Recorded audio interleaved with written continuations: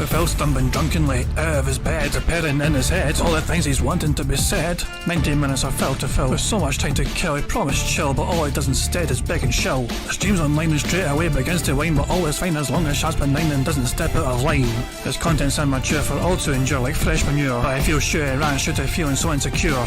The money he earned on yesterday was withdrawn and long gone, as Phil's spending impulse is always set to stay on. If supports are also slow and stays so low and fails to grow, you never know, the show may turn into an easy bingo. Once clicked off across the board with charge to what because his code can be ignored, just how much DSP makes us feel so bored to help us fight or sleep and try to keep alert to watch a creep who play bingo, but Phil will bitch on why his sheep are also cheap while DSP is chasing green. We're seeing green across the screen as Phil's routine predictability rivals a slow machine. You're snorting, burping, leaning, ban. It matters not if battery fun, his child can't see if powers make him feel less of a man. Takes a drink and starts his like before launching into a big pretending there for bills when truth is there to buy a wrestling JPEG. Talks about his shitty life of college cat and fatty life and all his strife while forgetting that it's unwell and they were rife. With drama he will react but isn't act, that is a fact as he rehearsed to be exact in how he felt he was attacked. Teaches nearly over and awareness in sight with what to white despite Phil to light that tips were not light. We'll say alright it is okay and now it's time for Phil to play, but first he'll say that tips will help from being off the other day. And with those words we win again, it's never if but always when the game is won. Thanks to that we made it to the very end.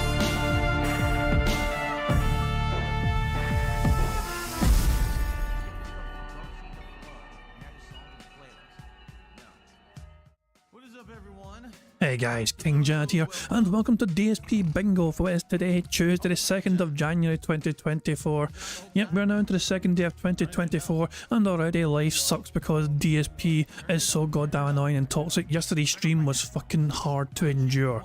Phil pretending that YouTube is not a social media platform, Phil pretending his live streams are fucking private. And he's allowed to say whatever he fucking wants on his own live streams without repercussion from anyone having a go at what he says about them. Fuck off. I mean, yesterday was hard to endure. For me anyway, I'm sure it was hard for you guys as well. But yeah, yesterday, fucking just like, I lost so many brain cells yesterday trying to just fucking just function and carry on with the fucking thing because Phil was driving me fucking berserk. But I do hope you're all doing well.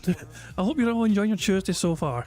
The big talk point in the detractor sphere of things is that there is a documentary in the works regarding DSP.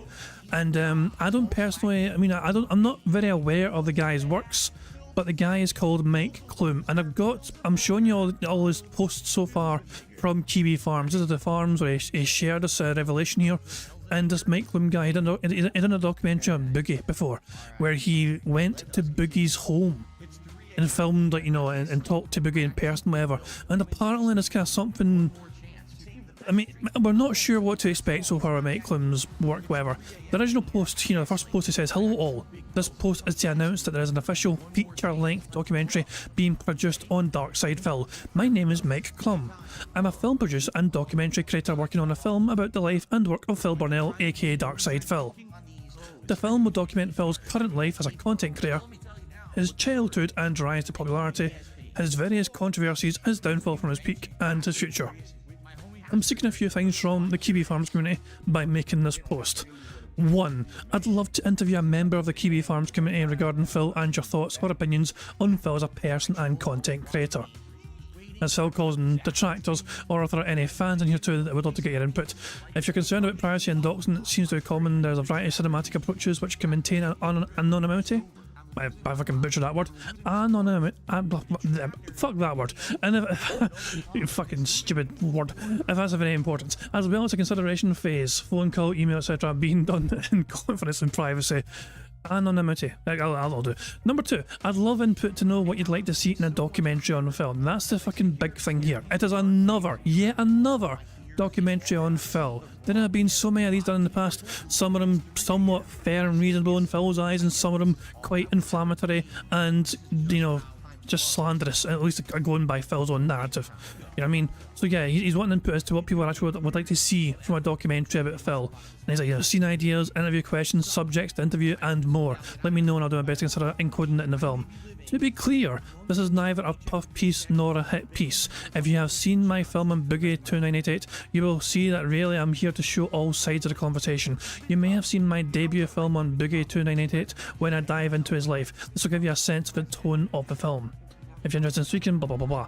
So, as I said, I've never seen the Mike Clum stuff before. I've got no idea what to expect, but the simple fact of the matter is I feel he's a bit late to the fucking party.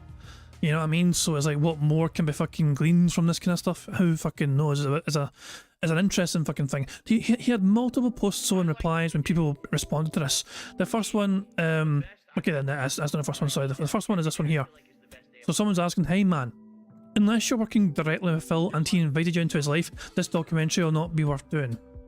And he responded by saying, "I am working directly with Phil and will include original content of his current day-to-day life. I don't have a video with Phil and I discussing it at this point, which would be the only way to prove this to you all, but also there is no incentive to lie, and you can see my past work with Boogie and make your own assumptions as to whether or not I would lie about doing a documentary which had Phil's participation." There's like confirmation from this Mike guy. Apparently Phil has agreed to participate in this, and this probably kind of relates to the kind of behind the scenes stuff that Phil was alluding to earlier on. You know what I mean? Phil didn't want to disclose details yet because he wasn't ready to you know, over promise and under deliver or whatever. There was more responses though from Mike. Closing my clause, it says, okay, you don't have Twitter DMs or anything, how did you contact him? Edit.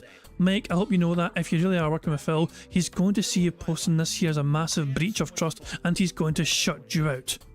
And Mike's responded, we've discussed that, and I'll be outreaching to all types of interviews with fans, detractors and everything, so this would not come at any surprise. I made a similar post in Kiwi Farms regarding Boogie 6 months before the release to a similar reaction, so I understand this is a natural cynicism to an outsider. There will be official interviews with many other large creators such as Turkey Tom, Keemstar, Penguin Z0, Moist basically, Starring Craig and others. I don't really conduct business over Twitter, so there are no Twitter DMs, but instead I have emails and other phone calls, but I wouldn't release those as not professional or necessary.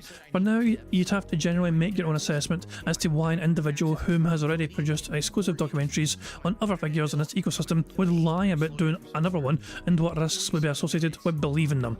I'm sure Phil may mention something on stream at some point in the coming months, but for now, this is your opportunity to be involved in the film. I'd love to get all voices involved, so feel free to reach out if you'd like to explore. Those who have already emailed me, you can also reach me in Discord, blah blah blah blah. Yeah, so you fucking share the Discord details there as well. And there's a couple more follow-up posts here. The close my closet just kind of responded would be to film inside the Phil's condominium. Yeah, I mean, that's basically suggestions, you know what I mean? People are trying to tell Mike if you can actually fucking film, you know, in person with Phil and be there in person and show his life in person like he did at Boogie, because Mike went to Boogie's house, Boogie's home, and you know, talked to him in person and you know, showed inside of Boogie's home as well, which he's not shy of showing, of course, you know what I mean? But if something similar could be done with Phil, that would be certainly an interesting experience to see, especially since nobody really gets a look in on what the fucking snort floor is like these days. So yeah, so Mike's like, good to know, thanks for input or whatever, so we'll see what fucking comes of that, I guess. And the last response that we've had so far from Mike about this subject was somebody again asking, will you be going to Phil's condo, will you be filming him and his wife? And he says it's been discussed, but nothing is locked in place at this point. So that's all the details we have from Mike. That's all the information we have like confirmed at our disposal. There have been a couple of other developments though on Twitter. Mike Clum's Twitter, he has reached out to both Jaha, as you're saying, hey Jaha, I'm a film producer making documentary. I love it, Jaha. He could have just fucking contacted Jaha normally. Instead, he responded to Jaha tweeting this. Was amazing to me. But yeah, he's like, hey Jaha, I'm a film producer making a documentary on DSP. Would love to speak to you. Cannot send a DM, so feel free to message me or email me if you're open to this. I mean, I hope Jaha will, you know what I mean? I'm sure Jaha will have plenty of interesting things to say about DSP, for sure. And he also contacted Jay Viscant, whatever. And the common theme there, the common denominator, is that they are both from the FGC days when Phil was also you know, he thought himself as a competitive FGC player. Back when Phil was trying to take the fighting game community stuff seriously, back when Phil was getting 4th place at EVO. So yeah, Mike's trying to do his research and homework, he's trying to reach out to people from back in the day as well. I will say, obviously he's trying his best to do his like research and dig deep into lore and all that shit, you know what I mean? He is actively going for it, you know what I mean? But at the end of the day though, we have had so many documentaries, both detractor made and made by other parties about DSP. What more can be learned about Phil? You know what I mean? Like in that regard. Like the biggest mysteries here, the biggest you know things to resolve essentially is the current day stuff in the last several years as well, particularly. Like Phil and his apparent bankruptcy fraud, and his apparent wailing in WWE champions and all that jazz. And it's like, these are big questions. Like, where does the fucking money go? And how does he fucking explain off $5,000 a month in business expenses? And these are kind of these big questions. It's like, it doesn't make fucking sense, you know what I mean? Obviously, we are sure of our opinions, we are sure of our theories, but the simple fact of the matter is these are not confirmed 100%. We are 99.9% fucking sure, yes, but it's not been properly, officially 100% confirmed, like sealed, and like, yeah, this is fucking dead to fucking rights, whatever. It's as good as, in my opinion. But at the end of the day, Phil can just say, no, that's not true, and his dentheads will believe that, you know what I mean? And that's that. That's as far as that fucking goes. So yeah, I'm not sure what will come of this, you know what I mean? What the fuck, Darksy? Meaningful discussion time as well, a lot of talk about DSP's chest. However, nobody's asking the truly important questions. Which breast is best? Fuck off, Darksy. Oh, you son of a bitch. Like and retweet. There we go. You son of a bitch. Let's get back to Phil, make sure we're not missing anything. Okay, cool. So yeah, I mean, I thought I'd cover kind of the big talking point in the detractor sphere of things, what, you know, so far, and also it is about that interview, apparent interview, this apparent document. No, so it's not an interview, it's a documentary. You know, documentary on what's happening there with stuff. Also, sorry, big ups to Otley for popping a little membership message, member for 3 months, saying unless it's already filmed, there's no way Phil is doing this. He should have just interviewed Kevin, Jade and Derek. That would be brilliant. I personally think that Derek being asked questions by this guy would be unbelievably interesting. Can you imagine Derek trying to come across as a normal person or whatever? To like some like normal rando, whatever, you know what I mean? It's like, you seem to follow and stalk and harass a lot of porn stars, Derek. You know, you're blocked by this porn star and that porn star and that porn star. It also has nothing to do with DSP, but at the same time, it's fucking hilarious. Oh god, man. But yeah, it's a weird one. It's a weird fucking one for sure. I'm not sure what to expect. I'm not sure. Obviously, because, like, for example, the Turkey Tom documentary. Personally, I thought Turkey Tom's coverage of the early days of DSP from that documentary was extremely well done. I mean, the documentary as a whole was okay, you know what I mean? But I was surprisingly pleased with the depth that Turkey Tom went into for covering the pre-YouTube stuff, you know? Most people I wasn't expecting that, you know what I mean? But I really covered it quite extensively, you know what I mean? Like school education, college, and all that shit, you know what I mean? And obviously FTC days as well. So that was good. But it's like, it's hard to know unless what is it? Yes, it's hard to know what we'll gain from this essentially.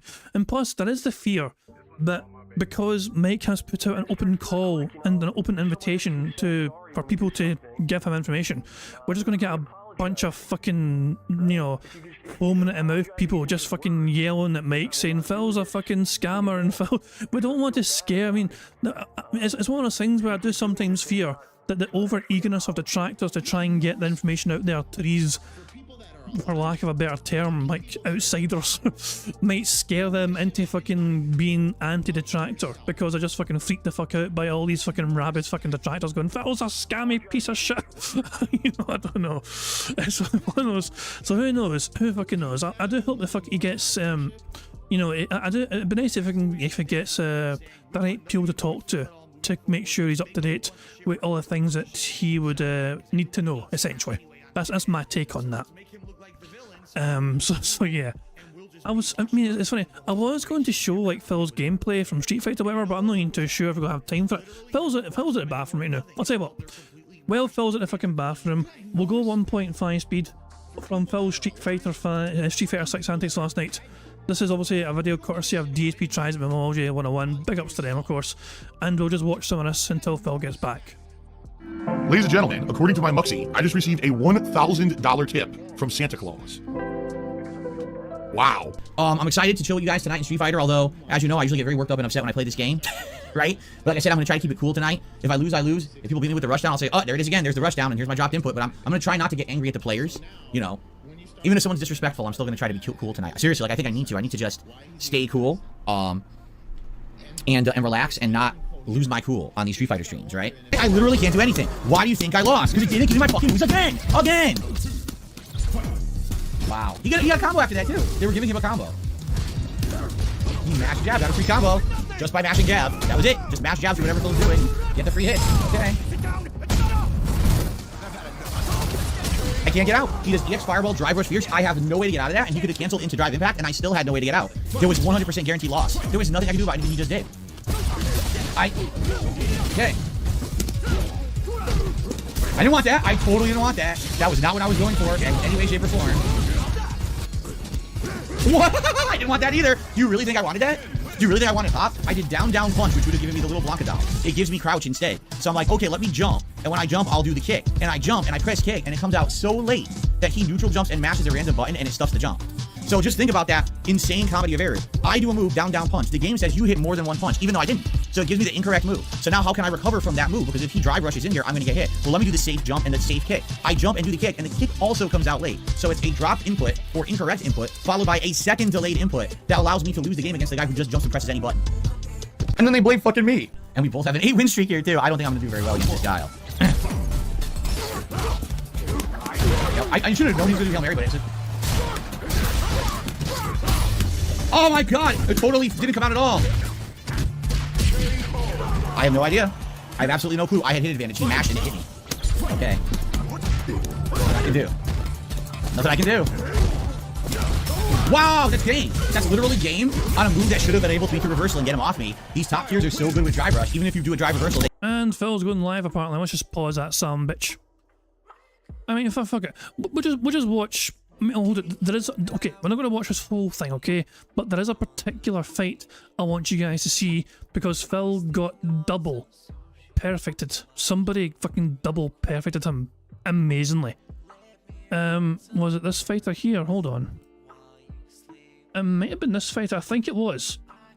So this person here, Serial Killer, I believe, was the one that fucking gave him a double perfect. So we're going to watch this and then we're going to get into the bingo. you know. Maybe it wasn't double. I mean, I thought it was, but hold on. I thought it was this person. Maybe we'll see. Wow! I couldn't block that. I couldn't do anything. Huh? I love it. When she does that stupid neck kick, the game freezes and won't let me do a move after. I can't do anything when she does that stupid neck kick. I literally can't react to it. She gets a free move after it twice in a row. Maybe it was the this 2 times she did it was free. Yeah, I think it was this person. Yeah. I literally couldn't do anything. There was nothing I could have done to any of it. Perfect number 1. Go again. Mash those buttons and it beats everything I do. Still beating me even though I parried. Serial Killer 29. Whoever that Still can't do is. anything. Literally still can't do anything. Very impressive. Yeah, it's just non-stop spam, and you can't stop it with these top tiers. Again, remember, I can't do drive reversal. It doesn't work. We've tried it. Drive reversal won't work. They'll stuff it. So that's the move they put into the game to stop that, and you can't. It doesn't work. It's a worthless move unless you have certain characters who are really good, like Chalcene's drive reversal is good. What was I? You are fucking Blanca, Phil. You are one of the stronger fucking characters in the goddamn game, and somebody double perfected your fucking ass, despite you fucking having, you know, one of the stronger fucking characters in the game. Oh my god. Anyway, I'm not gonna show you the whole thing, of course. I mean, Phil's going live. I will share a link, of course, to the video. If you guys want to watch this video and you've not seen it yet, link to the video is in the chat right now. This is also DSP Tries It with Memoji 101, who done the Street Fighter 6 compilation. His compilations are always quite entertaining. So yeah. But Phil is going live, as you can see. Is it a long intro or short intro? It's a long intro, okay. So we can just fast forward that and just also get it ready to go. Fuck it, we'll go there. Right, so we'll just leave it on pause for there, and we'll get Bingo all set up and prepared and ready to go and all that jazz. So, guys, it's time Bingo. And you probably know what I'm going to ask. I need a number. Someone give me a fucking number. Any number at all. Well, as long as it's not too fucking big.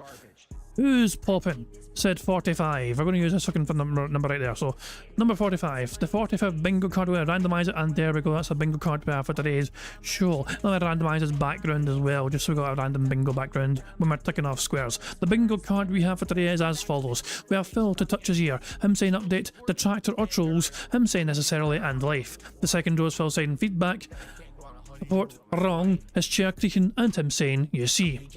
The third row is Phil saying good news, him touching his eye, him being all victim mode, him standing up, and him smacking his lips. The fourth row is Phil touching his face, him saying chill, no exaggeration, alright, and million. Million, interesting word. Interesting number. In the fifth and final row is Phil's voice cracking, him saying something style, him saying hate to say okay, and him finally giving the turbo nose where he goes, no. That is today's bingo card we have for us to hopefully get a full house with. And of course, the aim of the game for these bingo games is to get a full 25 out of 25 on the bingo card you see before you on the screen. And if I manage that, one of you guys can potentially win a prize, but only if you have left a comment on a community post, which is linked in the description of this live stream. If you have not left a comment on a community post in the description of his live stream, you are not eligible to win a prize should we get a full 25 out of 25 on the bingo card you see before you. Now, there's a variety of ways for us to get free spaces for the bingo card you see. For example, if Phil snorts 20 times or burps 10 times before he starts recording for gameplay for YouTube, that gives us all a free space. If Phil gets 100 likes from his audience and blows bubbles for them all before he starts recording for gameplay for YouTube, that too will give us all a free space. And finally, if we get 100 likes right here before I finish playing bingo, not only will that give us a free space as well, but you guys will also get to enjoy the bubbles animation that Pixar Animations very kindly made for us all to enjoy to celebrate reaching 100 likes. So you guys are in direct control of one of the ways we can get a free space. The rest of the ways are controlled by Phil and his dumbass deadhead audience. So there we fucking go. And yeah, as I said, aim of the game is to try and get 25 out of 25 of the cards. Fingers crossed we can fucking get that. I've covered all the bases. I'm going to start off at 1.25 speed. And yeah, I think we're good to go. So good luck everyone, here we fucking go. Hopefully we can get a full house today. We'll have to wait and see. Cross your fingers, cross your toes, and I don't know, cross your heart. I don't know. Fingers crossed, here we go. Good morning, everybody. Phil here. What the fuck kind of shirt is that? Holy fuck. I can see what people mean by the fucking rugby shirt, although Phil probably would be too scared to try and fucking play rugby. He's probably fucking think it'd be too rough a fucking sport. But anyway. Welcome to the Level 1 podcast. It just mirrors the camera off. Remember yesterday I readjusted my camera because I had some issues. Oh, you've got with the issues. tripod position. You have issues. That's better now. The tripod had been leaning against my table, so when I did this, it would shake the whole camera, and now it's not doing it anymore, so I guess I fixed it. Cool. All right, well, everyone, welcome to the show. How's everyone doing? I hope you're doing well. Today is January 2nd, 2024. We've got quite a lot to talk about. I've got some big updates in regards to the topics we talked about yesterday, the new initiatives for 2024, a big major update regarding one of those initiatives, DSP Throwback, which not only officially kind of had a preemptive launch last night, but I already have stories to tell you about this channel that you'd be like, I don't believe you. Seriously. It's like, I knew. Remember, we've been talking about getting legacy content, okay, up on YouTube for like a year and a half, ever since I dug into my closet in the summer of 2022, and I found those hard drives. And I kept telling you guys, you know, I guarantee you this is not going to be as easy as you think. You know, to do this right and to do it in a method that would make sense, that people would enjoy, it's going to take work and there's going to be hurdles to jump. I already have interesting stories to tell you all, just based on day one of trying to do this project, of getting my old lost media content on the internet. So that's going to be fun. A little bit of an update here on Resident Evil 0, which we're starting today. It's funny because I don't remember this game at all. I mean, I really don't. People were talking in the chat about it, and I was like, really? Like, I don't remember that at all about this game or any Resident Evil like that. So we'll talk a little bit about that. So basically, updates all over the place. I also want to give you an update on Street Fighter 6 because at this point, you know, to be honest with everybody, I'm getting pretty disenchanted with the game, with the state that it's in right now. And that is what it is, you know, any game that you play, as much as I've played that one, I think I played Street Fighter 6 more than any other game in the last year.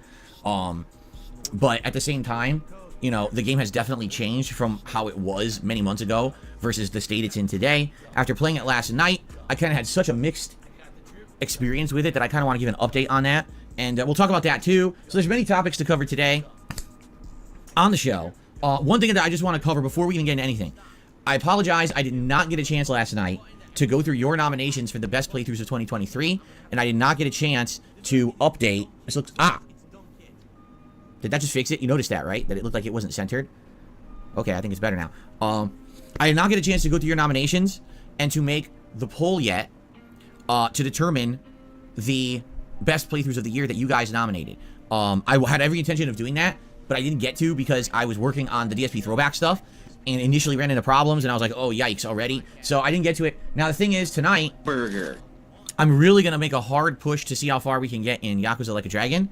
but I'll do my best to still try to do it tonight. We'll see. But I know yesterday on the podcast, I told you guys, hey, I'm going to go tally up your nominations for your best playthrough ideas, and I'm going to make a poll and all that, and I didn't get to do it. You lie to your fans. My apologies. Not that it's going to take that long. It's just that I need to sit down and have the time dedicated to do it. You know, maybe like 25 minutes.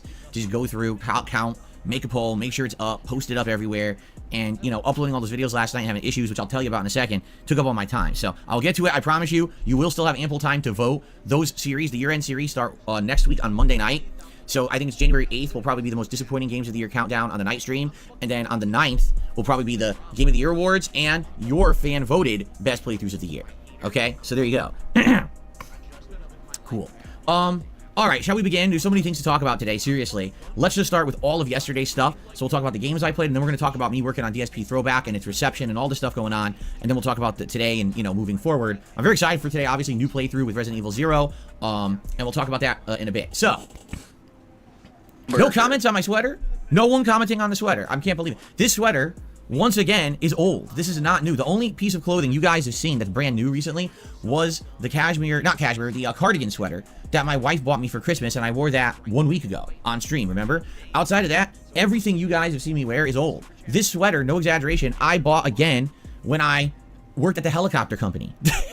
So this sweater is shit. That would have been like 2007, 2008. So this sweater is like 16 years old. Does it look 16 years old? It's because I've almost never worn it. I would 16 years old. Too old for Derek. Literally only wear it to the office, basically. And I think I maybe wore it back in the day in just a few videos for YouTube, and that was it. It's been sitting in a drawer for 15 years unused. So I was like, hey, you guys want me to wear different kinds of clothes? Let's do it. And I'm curious what you think, if you like it or not. This style, you know, this is the kind of stuff I used to buy and wear to work.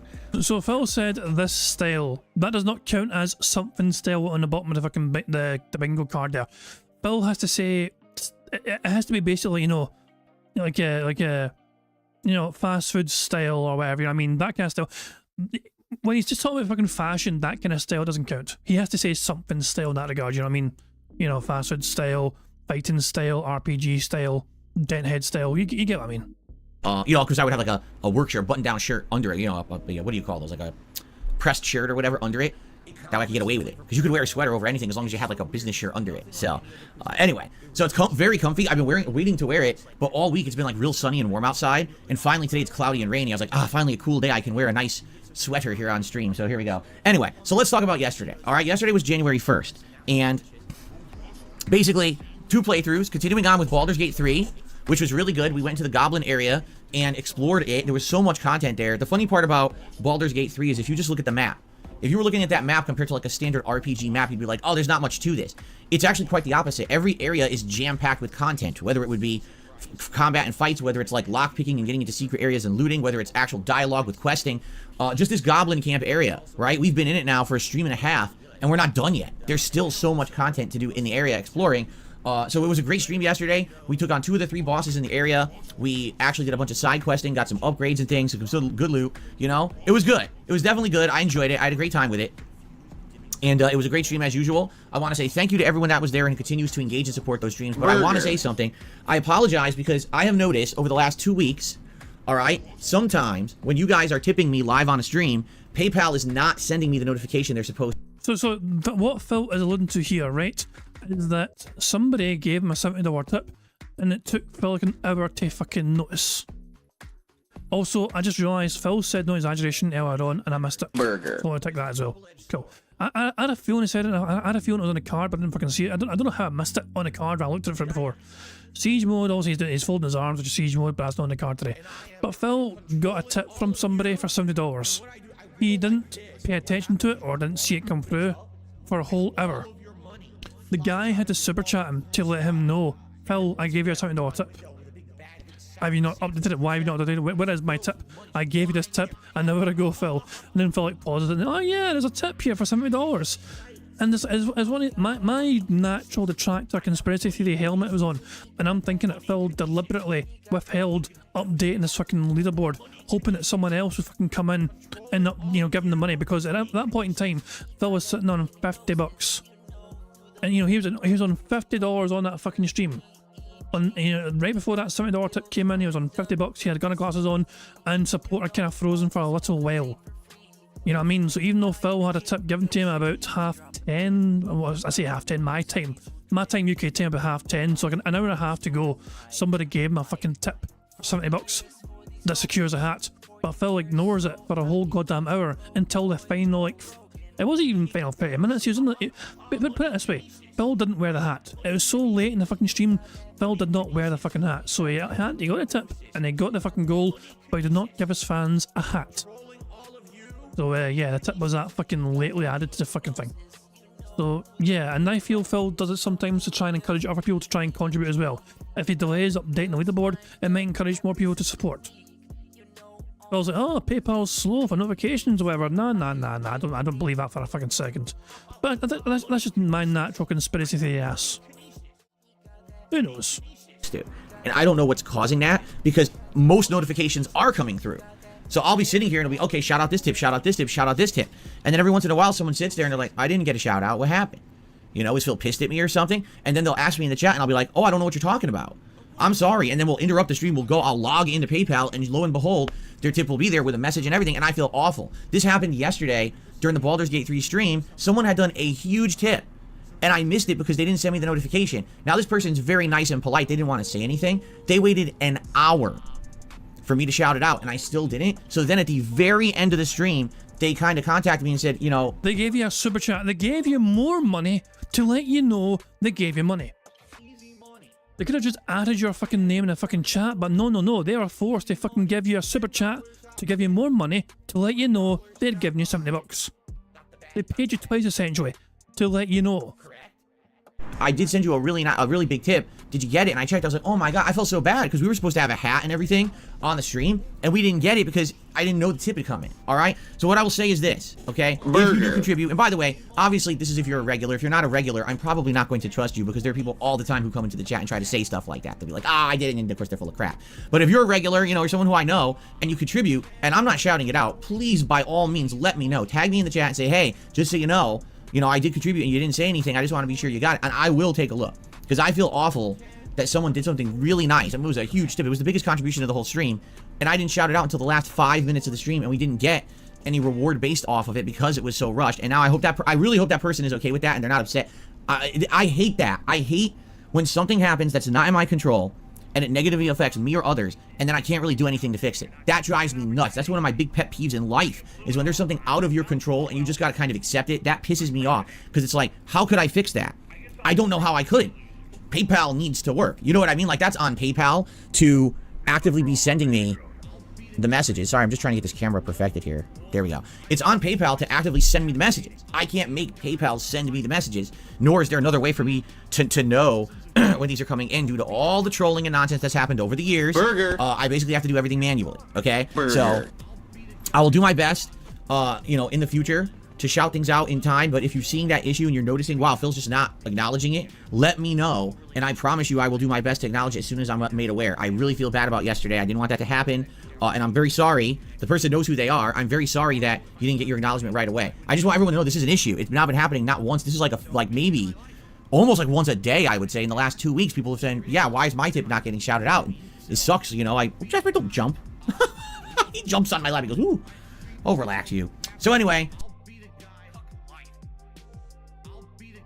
sorry about that, okay? Then let's talk about last night's Street Fighter 6 stream, because this really was a mixed bag for me. I mean, if you've ever heard of the term mixed bag, this is the definition of that term. So, first half of the stream, okay, I made a commitment that this new year, in Street Fighter particularly, but hopefully in all fighting games, all right, I'm going to make an effort to not be toxic towards other players. Now, that doesn't mean I'm not going to shout out the netcode when it's not working. It doesn't mean I'm not going to say, oh, it dropped my input when I actually did it. But I'm not going to be toxic towards the other players and say, oh, these people are awful, and, insult them and stuff like that. Like, I feel like that is going too far. And I really hammed it up last year playing Street Fighter 6. I went over the top a lot of times, saying ridiculous things. The thing is, when I play Street Fighter 6, I feel like I'm letting loose. This is my one stream where I can be silly and irreverent and over the top. Very similar to how I used to be back in the day. That's how my Street Fighter 4 coverage was, 13, 14 years ago. It was the same. I love how Phil's fucking trying to explain this whole, reasoning as to why his fucking behaviour is so different when he plays Street Fighter. Here's my... I went and shared my take on this yesterday. I'll share it again today. When Phil plays Street Fighter 6 and you hear him fucking raging and moaning and complaining and just fucking having so much salt spew forth from his little piggy lips. This is a real DSP coming out. This is the raw, natural DSP in his pure natural state. Because like it's like the real raw, genuine Phil of fucking yesteryear is still like living and still like this behind the fucking masks he wears for the most part on his everyday content these days. These days, Phil Barnell is certainly fucking neutered himself to a certain degree where he's not as toxic and disgusting as he was back in the fucking day. Like, some of you guys may remember, obviously, some of the fucking shit he used to fucking say and do back in the day. He would be openly racist and homophobic with some of the comments he would say, and also quite sexist as well. And, you know, Metal Gear Solid in particular, you know what I mean? You know, it was like for fucking Eva and Metal Gear Solid 3, he was fucking obsessed with her fucking tits and all that shit, and everything else. And yeah, you guys, if you're fucking long-term detractors or watch this old content, you'll know the difference between old DSP and current day DSP, but he certainly has pretended. I mean, he wants to fucking say he's grew up and evolved. Well, 30, you know, he was a 30-year-old man 10 years ago when he was making these obscene jokes. You know, he was a 30-year-old man 11 years ago. And he wasn't a kid, just being a dumb fucking kid. He was a full-grown fucking man. Every single bit of YouTube content you see from Phil Barnell, he was a fully grown adult man. He wasn't a child saying dumb, childish fucking shit. He was a grown-ass man saying dumb, childish shit. You know what I mean? So my take has always been the same. When Phil plays Street Fighter, it's a real raw Phil Barnell that comes to the fucking front, and you see the mask slip off, and you see the true Phil just being absolutely fucking hateful towards everyone who dares to be better than him at the fucking game. Why does Phil not enjoy Street Fighter 6 anymore? Because he can't fucking beat half the fucking people he comes across. And so Phil complains and bitches and whines and moans because other people are better at the game than him, and Phil can't accept that, so he's got to blame the netcode, he's got to blame Capcom, he's got to blame his controller, he's got to blame the other fucking player for having a top tier character. He won't blame himself, simply because it is impossible in Phil's mind that he can fucking hang. You know, he can't, he fucking has to lose. It's impossible for Phil to fucking accept that he loses because he's not good enough. Same thing. And people really like that, but it's now 2024. And basically, people are like fed up with that, and they're like, "Oh my God, it's just not. It shouldn't be allowed. And it shouldn't be allowed. It's my own stream. I can say whatever I want, you know, within reason. But it's not like I'm going to." In that case, Phil, I think you're a disgusting piece of shit, and I think Derek's a pedo. Yeah, I can say, well, it's my fucking stream. To public forums. I'm not going to someone else's stream. I'm not in a tournament yelling at someone during competitive play. I'm just doing it on my own stream for my own audience. But admittedly, I will say, after the feedback and reactions I've gotten, I think I need to tone it down. All right. So I tried last night. And basically, it worked, I would say. I did not really get toxic to anyone last night playing Street Fighter 6. The first hour when I was playing with Blanco, we went back to ranked, by the way. It was all ranked play, so all the master points were on the line. The whole first hour, I did really well. I actually gained almost 100 ranking points in that first hour. I went on an 8+ win streak, and I was doing good. I had some really close matchups, and admittedly, some of those matchups, I was basically getting very lucky, you know, with some of the wins that I had. And I admitted it every time. I was like, dude, that was just luck. I can't believe I won that one and stuff like that. But I was doing really well. I was on a streak, right? And then all of a sudden, in hour 2, it's like I'm playing a different game. Every match, and this is not me exaggerating, every single match, a critical input would drop that I definitely input on my joystick, and nothing would come out in the game. There was a couple times I did a move, 0 reaction. My character had no button input at all. You could hear me click, and the character just stood there like this, doing nothing. It's like, so obviously it's not me. You can argue that sometimes it's me making it up. But when you obviously see me hitting buttons and nothing's happening, there's a problem with this game, right? And this was happening frequently. And again, as I keep telling you guys, basically with Street Fighter 6, with the way that this rollback netcode works, it favors people who play pattern play and mash buttons. It just does. Because the way rollback netcode works, it guesses what's happening. It predicts what's going to happen. And if you're someone who presses jab, jab, jab, jab, jab, it just assumes you're pressing jab again. And it'll give you that over someone who did the move to counter the jab. It's not supposed to. And if the connections were better, it wouldn't. But in a case where the connection isn't great, it'll just assume you pressed jab 100th time. And because of that, it's just not fair to the players, honestly. It makes it not competitive, you know? And it really is frustrating for someone who's maybe not playing as much. You know, I'm not playing as much as most people who play that game. I play, what, once a week, twice a week tops. So I'm not on the top of my... Oh, thank you very much to XJS for becoming a Bingo baddie. Much appreciated. So there we go. We have a new member of the Bingo baddies. I believe that takes me back to 97. Because I think my last count was 96, so I'll need to remember to add XJS to the list at the very end. But cheers XJS for becoming a member.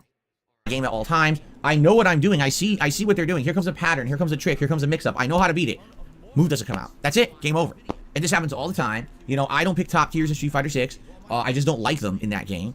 I have picked top tiers previously, but I'm the kind of guy that when I play fighting games, I don't really enjoy picking the overpowered characters. I like picking the mid or low tier. It's because you want a fucking excuse and you want some sort of fucking reason, so when you fucking do inevitably fucking lose the fucking fight, you can fucking say, oh, I've got some low tier character, they've got a top tier character, of course gonna fucking win because they're fucking abusing the top tier character. Phil wants a pre-made fucking excuse to come out ready for him, to fucking say why he fucking lost that fucking match. He's the one that's fucking deliberately handicapping himself here. He's admitting to handicapping himself here by not abusing the top tier fucking characters. And yet he's using it as a fucking reason as well to why he fucking loses. And he bitches and whines and moans with it.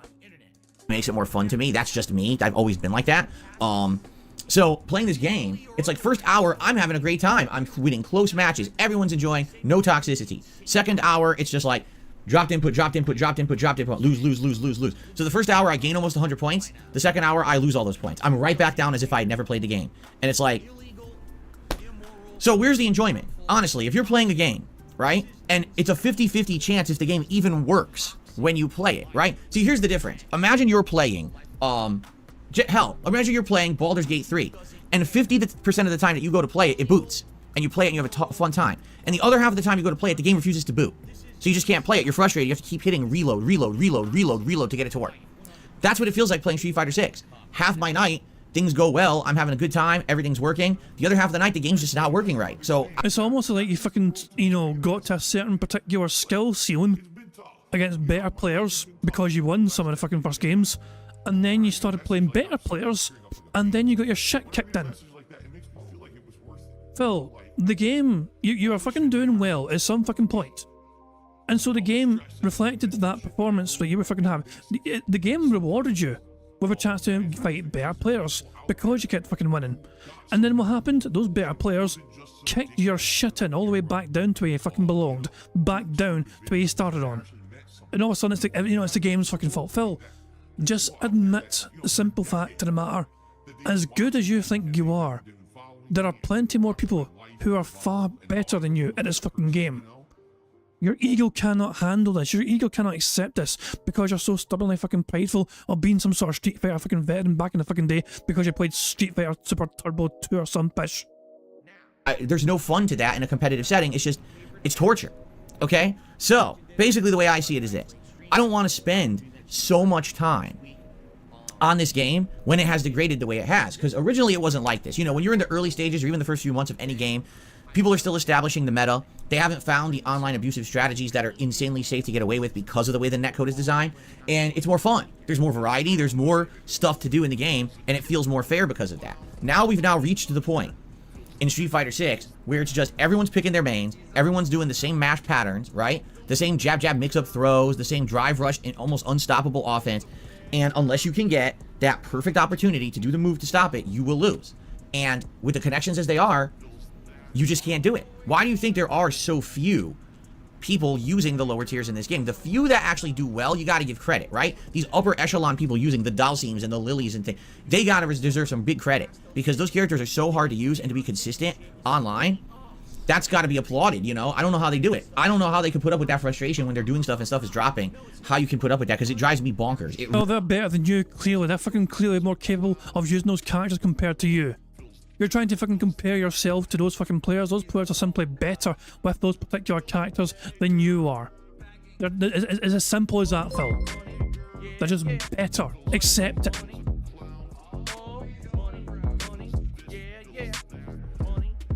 Thank you very much to Battery Exhausted for the super chat who says, happy days are here again. Hey, that was a good show. I remember watching that show back in the fucking day. But yeah. Trophy Hunter is asking, did he talk about the documentary? Not yet, and I'm not sure he's going to bring it up either. He might get asked about it, but Phil, I don't think Phil's going to talk about it today unless he is prompted to, and even then he might not go into details. Because I think Phil's main concern today is talking about his throwback channel, so we'll have to wait and see. Really pisses me off. So, I came to a determination at the end of last night. I was like, not that it was a bad stream, because it really wasn't. But basically, I feel I shouldn't spend as much time on this game in the next 3 weeks, because remember, Tekken 8 comes out on the 26th. All right, and when Tekken 8 comes out, I'm going to be playing that, covering it big time. We're going to be doing the story. We're going to be doing various characters in training mode, going online, whatever other modes there are. I'm going to be giving it full coverage like I do new fighting games, and I will make an effort to try to learn it. Now, I'm not saying I'm going to get great at it, because I don't think I will. I'm just being honest with you guys. I'm not a Tekken player like I am a Street Fighter player. Street Fighter, I have over 2 decades, almost 3 decades of knowledge under my belt that I could say I have that kind of installed base of practice and experience that I can apply to any Street Fighter game, so I can go in at a ground level that's kind of higher than most people because of that level of experience. With Tekken, I mean, I played the originals, and then I dropped them around Tekken 4, and I haven't really played Tekken seriously since. So you're talking... That's like me fucking saying that because I played FIFA 96 almost every fucking day when I was a wee boy, I can fucking just play any FIFA title professionally. Like, Phil, your experience in Super Turbo 2 and your decent, you know, so Phil is a good Super Turbo 2 player. Nobody is denying that. It would be quite unfair to deny that Phil was good at Super Turbo 2.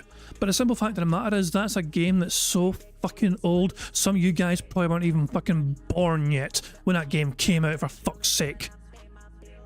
You know, it's just crazy to me that Phil fucking holds on to this fucking thing. You know, he holds on to this fucking belief that he's an amazing fucking Street Fighter player because he got 4 for Evil one time in Super Turbo 2. Which is, by the way, that particular Evil, boycotted by a lot of the fucking main tournament fucking players. So Phil did well still. He done well to get 4th. The circumstances were in his fucking favour. He done quite well. He ranked quite high. Yes, circumstances were tweaked in his favour, but still, Phil still had to fucking beat who was in front of him, and he did a lot of those fucking times. So yeah, you can only beat who's in front of you, and Phil did that, but still, this was a long fucking time ago. Your past prior knowledge of the old fucking games. Games update and get better, they improve. You don't. Oh, for fuck's sake. So thank you very much for batteries also for super chat, who says, I wish you would be taking a break. I get what you said there. I get what you fucking said there. That's a pun on words there. I wish you would be taking a break. Well, I mean, Phil can't afford to take breaks. Literally. Like, he literally cannot afford to take breaks. He misses 1 fucking day of streaming, he falls behind by like a week, somehow. When Phil was off sick, whatever, he was off sick for like a week, remember, and that set him back months. You explain that bullshit to me, how it fucking set him back months because he was off a week because he was sick. That's how fragile Phil's entire fucking business structure is, where he can't afford to miss a fucking day of streaming, otherwise he can't afford to pay his bills or feed his fat-ass wife. An entire 10-15 years, if not more, of games of Tekken that I never played competitively and I missed out on, and tons of gameplay mechanics like the parries and the crazy juggles and the OTG ground bounces and the wall bounce mechanics. I don't get any of it. The last one, Tekken 7, I ate a super. Remember they have a new move, it's not called a super, but it basically is a super move. Those were a new addition. I literally ate super. 9 times out of 10 someone did it. It would just hit me because I've never expecting that in Tekken. I'm like, there's supers in Tekken? Since when? Well, it was the new mechanic and I got hit by it every single time. Of course, these fucking new fighting games are going to have fucking new mechanics. What would be the fucking point of buying new fighting games if they fucking maintained and kept all the fucking old shit and didn't expand it and didn't try and make the game evolve and grow? So yeah, well, I mean, of course these fucking new fighting games have got to try and fucking evolve and grow and try and fucking just, explore these possibilities of what they can fucking do with the fucking, game engine and all that shit as well.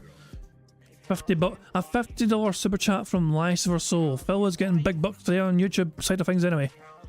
He says, I've never played this game before, but I saw my dad play every minute of it when he did. There you go, Lycifer Soul sharing some fucking family fucking, lore there. His daddy fucking played Resident Evil 0 back in the fucking day. Fucking amazing. Burger. Also, Phil's taking a drink. Lips back. So yeah. It drove me bonkers, and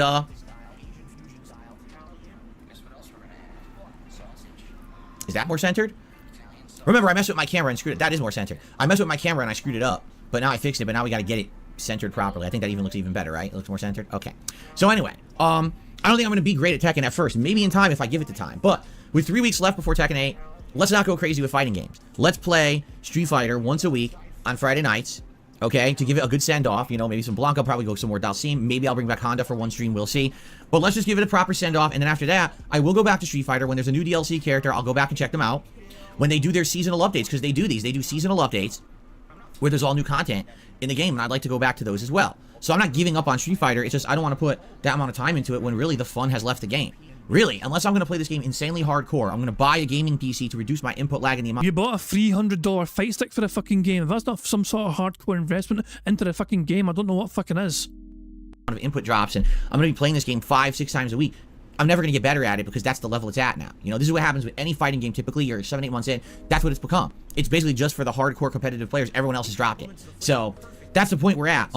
So Friday Night Fight. But you constantly fucking talk like you're some sort of fucking hardcore player. You keep talking about your fucking fundamentals, not shit in your fucking history with Street Fighter, and you know the fucking the basics and all that crap, and the footsies and all that stupid bullshit. Phil, you are a tryhard in the fucking game. You like to fucking pretend you're not, but you bought the fucking game twice on 2 different consoles, and you bought a $300 fight stick as well for it. And speaking of a fight stick, thank you very much, Ira, for the super chat. It says it's not his fault. His stick's missing an insta-win button. Yeah, exactly. Phil's fight stick, the $300 fight stick that Phil got, is missing the button that gives him an automatic insta-win. Worst fight stick ever, -5 stars. Return to Amazon. This will continue, but more fighting game coverage coming at the end of this month with Tekken. Okay, Tekken 8. Good stuff. Again, this camera seems off. It's driving me nuts. Let's try it like that. Does that look better? No, we can still see you. I don't know. We'll see. It seems like it's like I put it up and it dips a little bit. Well, we'll see what happens here. Okay, so that's my plans for fighting games after last night. Now, after I finished with Street Fighter 6 last night, I went to work on DSP Throwback, which is my newly rebranded channel. It used to be called KO Gaming, but I've rebranded the channel now for 2024. And what this channel is going to be is a legacy content channel. Now did my frame rate just dip? Did you see that? What is going on? Did the frame rate on my webcam just dip? It looks like I'm at less than 30 frames. I am. I'm choppy now. What is going on? First, I didn't like the camera angle. Now it looks like the frame rate has chopped up. Does it look choppy to you guys too? It doesn't look choppy to me, personally. Also, yeah, that was a voice crack. Burger. There we go. But, yeah, for us anyway, I think Phil's camera is okay, but maybe for him, watching it from his perspective at his end, getting the feed, it looks choppy. What is going on in the podcast today? I don't think I can fix that either. All I can do is like mess around with the resolution, but I don't think that's going to fix it. No, it's not Comcast. It's on my computer. It's not. I love how somebody immediately says Comcast. Phil's fucking paranoid conspiracy theories from back in the fucking like last month or whatever. Comcast fucking with his internet. By the way, it's amazing how nothing more was ever heard of the whole Comcast saga. No information was fucking learned about this fucking mystery employee of Comcast, this detractor employee who apparently fucking fucked with Phil's internet, and apparently they got found out who it was, and Comcast dealt with him. You know what I mean? What the fuck? I just love Phil's bizarre conspiracy theories and that shit, and like and it just fizzles out. It fizzles out as if it never fucking happened. It was like some sort of fucking ghost story, but there's no evidence whatsoever of anything ever fucking happening in the fucking first place. Also, of course, so yeah. Also, about Phil's goddamn shirt. Nice shirt, 25 cents. There you go. I played that earlier on, but the soundboard wasn't. You guys couldn't hear it before. You can now. Oh my fucking god. But yeah, I mean, the less said about the fucking Comcast saga, the better, because that was some bullshit right there. Locally. You guys think it looks fine? Maybe it's just on my end then, because sometimes the preview that I see is not representative of what you guys see. Hold on a second here. Here's 720. It even looks... Oh! What happened to the... Now what happened? Why am I in the dark? Why did 720p make it go dark? What is going on here? Why would it do that? But I'm not a rich man, and I don't have the means to do it. You know, some of that stuff out there has been insanely damaging and messed up. I give up. I guess we're just going to continue. I'm at a loss. I don't get it. Anyway, let's continue. So, basically last night, I finished with the Resident Evil, the Street Fighter stream, and I want to get to work on the DSP Throwback channel. So for those who don't know, my old channel, KO Gaming, which is from 2016, was an edited content channel where I did highly edited reviews, countdowns, series, and things that basically took a lot of time. It wasn't live gameplay, it wasn't streaming, it was edited style on-demand video. It did really well for a year. Okay? Really well for a year. And then what happened? YouTube demonetized it for literally no reason. Every video I uploaded to the channel was already demonetized before it even went live. When I asked YouTube why, they gave me the form letter response of here's what's not allowed for monetization. I said, my channel has none of that, so why are you doing it? And they would ignore me. So basically I gave up on it. I used it as a backup channel for a while when this channel actually got hit with a bunch of nonsense and I was not able to upload to it for like a month. So I used it as a backup upload channel and I got the monetization back at that point. That was around 2018. But I haven't used that channel since 2018. Over the last few years, you guys have asked me, would you ever upload your lost playthroughs, your lost media content like Final Fantasy 13 or Red Dead Redemption or LA Noire? And I said, well, if I could find them, I went to my closet and found them, okay? So I explained the whole idea of this new DSP throwback channel yesterday on this show. If you didn't see it, I recommend you watch yesterday's show. It'll fully explain it. So last night, I went over and KO Gaming has now been rebranded. It's now DSP Throwback. So you can access it right now. It's youtube.com/@DSP Throwback. If you're interested in this new project, and if you're interested in seeing the legacy content come back in a new, creative, and more modernized way, please go over there, give it a look, and please subscribe to the channel, all right? So last night I did a vlog. It was only about 10 minutes, and all it did was explain the premise of the channel. And I want to say thanks within 24 hours, or excuse me, within 12 hours. Hold on. Before, I've not seen this yet, okay? I've not seen this whatsoever. I'm kind of curious. What do I think I'm sorry, I'm not even aware of the fucking... Has he got a link to it yet in this fucking thing? He hasn't even got a link to it on his fucking... How is anyone meant to fucking find this shit? We know when he hasn't got... Is it here? Yeah, is it here? How do I think it's doing for views? How do we think it's done for views? Before we click on the fucking video, do we think it's got over 1,000 views? Uploaded 11 hours ago, apparently. Over or under 1,000? D-Dog says basically daily crap plus. So some of you guys might know. Let's see how it's done. So, shut up, bitch. Don't want to fucking hear you talk. 1,409 views, uploaded 12 hours ago. 10-minute video. I did not see any of this so far. What's people fucking saying in the chat here down below in the comments? Tons of comments as well. Commenting to help the channel. Look at this fucking idiot, man. He doesn't have anything fucking remotely interesting to say. Probably Phil is begging for comments as well to try and get engagement up in the fucking channel. Any content found on this channel is legacy content that is likely over a decade old. It is not representative of the current values, beliefs, or content that Darkside Phil makes on his other channels. Enjoy this view into the past of YouTube. What a fucking scared piece of shit. He's fucking terrified that people's gonna fucking watch his old shit and think, wow, Phil's a racist, homophobic piece of shit. And Phil's like, no. I used to be that way, but I've matured. Fucking hell, man. Oh, what a scared little bitch. Oh, beautiful. I'm so tempted to watch this, but nah, fuck it, you know. Maybe another time. We'll just focus on bingo for now. Get back to the bingo. God damn. Video already exceeded 1,000 views and is climbing. That's great. It shows that there is some initial interest in the channel. Already there's over 100 new subscribers and climbing. So there are people who are interested in seeing this project, okay? So, last night, after I had uploaded that video, I said, hey, I think I am going to upload the first, I don't know, let's say 2 hours of my Final Fantasy 13 playthrough, okay? Because here's the thing. By uploading those videos, I can check and see, are there any issues with them on YouTube? Because if I'm going to work on this channel and I'm going to edit those videos together into, you know, longer videos, if I'm going to run them through filters and processing to make them look better, I need to make sure the content is okay, right? I need to make sure YouTube's going to accept the content. What about copyright issues and all of that, right? So, I uploaded about 11 or 12 videos to the channel just to do a test. First thing I noticed, already there's a problem, okay? So, here's a big difference from how videos used to be done back in the day versus how they're done now, okay? So, back in the day, when you used to upload to YouTube, okay, you would open your uploading queue, and let's say you had 10 videos to upload in a day. So you would queue them all up. You would select all 10 videos, drag them into this window, and what YouTube would do, it would start uploading the first video, and you would order them in the order you want them to go live. So I love how Phil's pretending that it's a perfectly normal thing to have 10 videos to upload per fucking day on YouTube. 10 videos per day. Phil was in the fucking business of uploading 20, 30, 40, sometimes 50 videos per fucking day. People were fucking unsubscribing from his channel because of the fucking video spam he was fucking spewing on that fucking channel of his.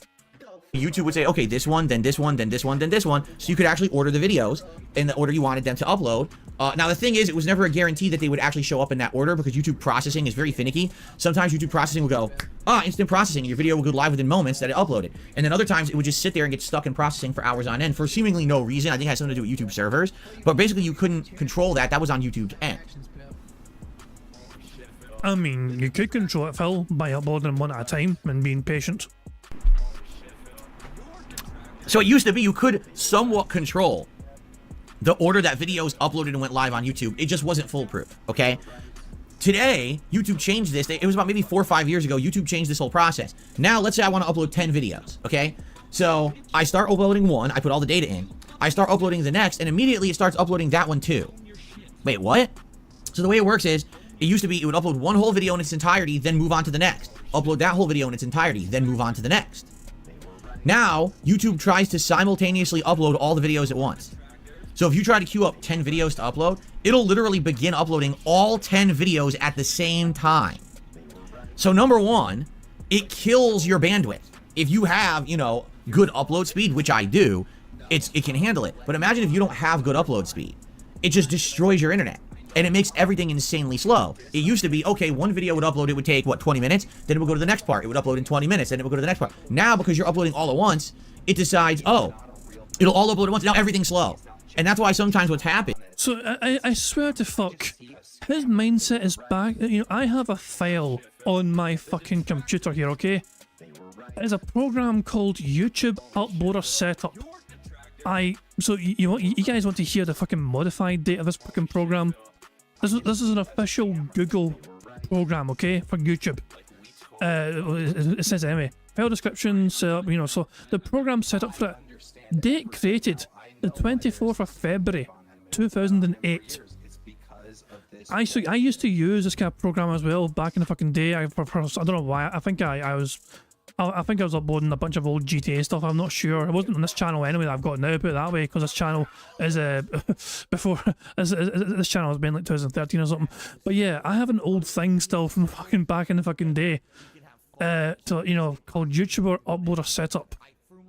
And it was like basically it was an outside fucking tool where you could basically just stack all these fucking uploads for YouTube to fucking just send it to your fucking channel and all that shit, link it to your channel and all that shit. What the fuck? And his mindset is still stuck back in that fucking time of 2008. I know he's fucking talking about you. Why? He's expecting it to fucking upload one at a fucking time. When he's like, because that's what the old program used to fucking do. But no, as I'm saying, it's been a long time since that kind of fucking thing happened. Is it Windows 8.1 compatible though? I don't even know if it's Windows 11 compatible. Put it this way, I don't have the program installed anymore, put it that way. I'm half tempted to try and fucking install it now. But it's an old fucking file from my old drive. It's still, the old program file is still in my fucking drive, in my old fucking drive of mine. Fantastic. Anyway, but yeah, Phil, yeah, you can definitely, remember though, this is Phil's business. This is his livelihood we're talking about here. And he's not aware that YouTube can upload separate videos at the same time, simultaneously, rather than just fucking doing it one at a time. How does he not understand this? This is his job, this is his business, and he doesn't understand still how YouTube fucking works when it comes to uploading content. And he's uploaded 70,000 fucking videos on this channel. Is after my first stream here, I'll queue up this podcast and a few parts of the gameplay, and I'll just let it sit there and upload, and I'll go downstairs, have dinner, come back, and it's not even done uploading. And I'll be like, well, gives, why didn't it finish? Because YouTube just decided to be slow that day, and because it was uploading all the videos simultaneously, it just lagged up and didn't finish. And that happens not all the time, but maybe once a week at least, and it's all on YouTube. Why they changed their process for uploading videos, I don't know. So how did this affect me? Well, you got to remember something, okay?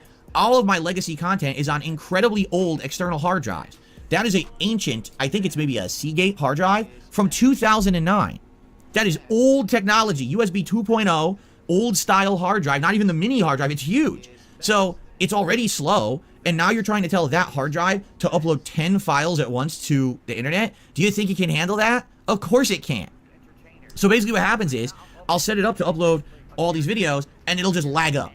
So I ended up having to restart. I tried uploading, it just like lagged up and wasn't working. So I had to restart, and basically I had to do 3-4 videos at a time tops. That was it. I couldn't have it like upload because like I told you guys, those videos are 10 minutes long. I wanted to upload like 2 hours of footage. That's 12 videos. Well, I can't do them all at once and walk away. I got to queue up 3 videos to upload, walk away, come back in an hour, queue up 3 more videos to upload, walk away, come back in an hour, queue up 3 more videos to upload. Do you see what a pain in the ass this is? And this is just my initial attempt to get these videos online.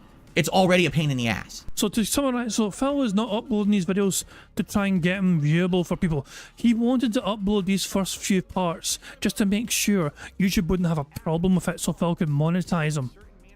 Phil's not even trying to fucking get these videos uploaded for the sake of the audience. He's trying to fucking upload these videos immediately to YouTube for his own personal fucking benefit and well-being here, for personal fucking gain.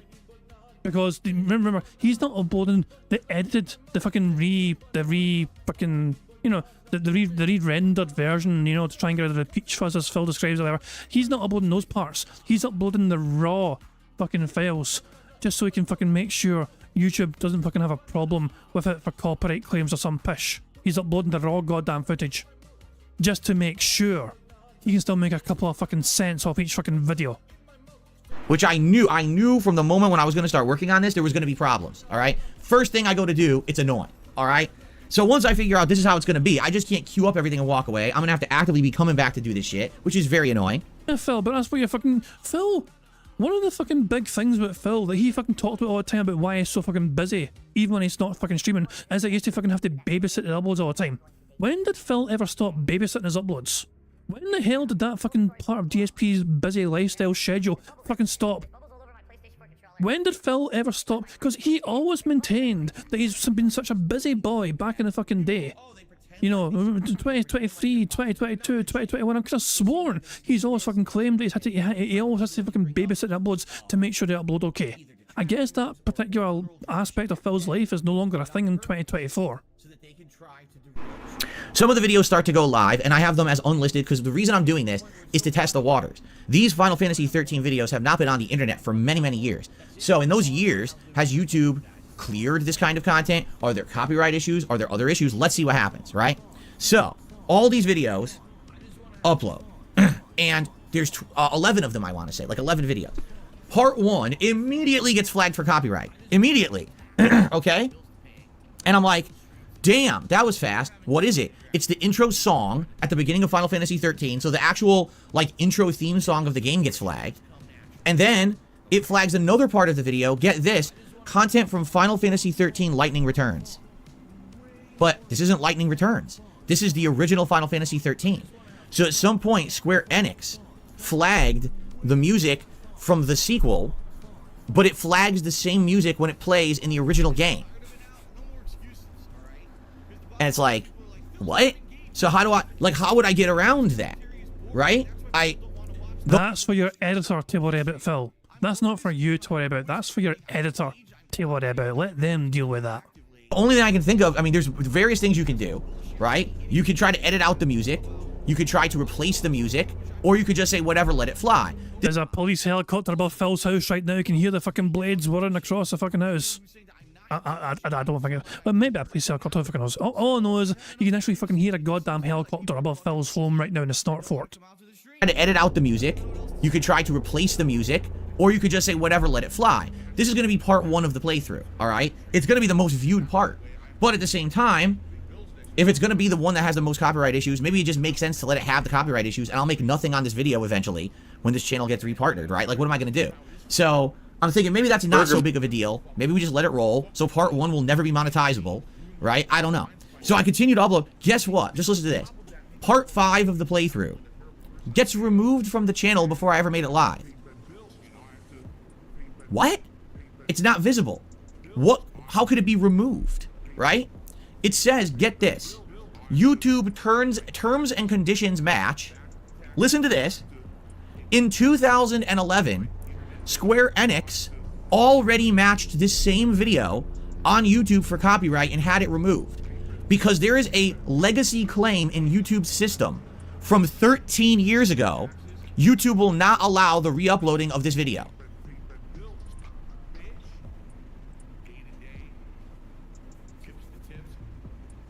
What? So, if you guys aren't aware, back in the day, YouTube was a very different place, okay? There were companies that for some odd reason did not allow people to do Let's Plays of their games. They would actively strike down channels that played their games. Square Enix was actually one of them. That's why Final Fantasy 13 had been put on its own separate YouTube channel.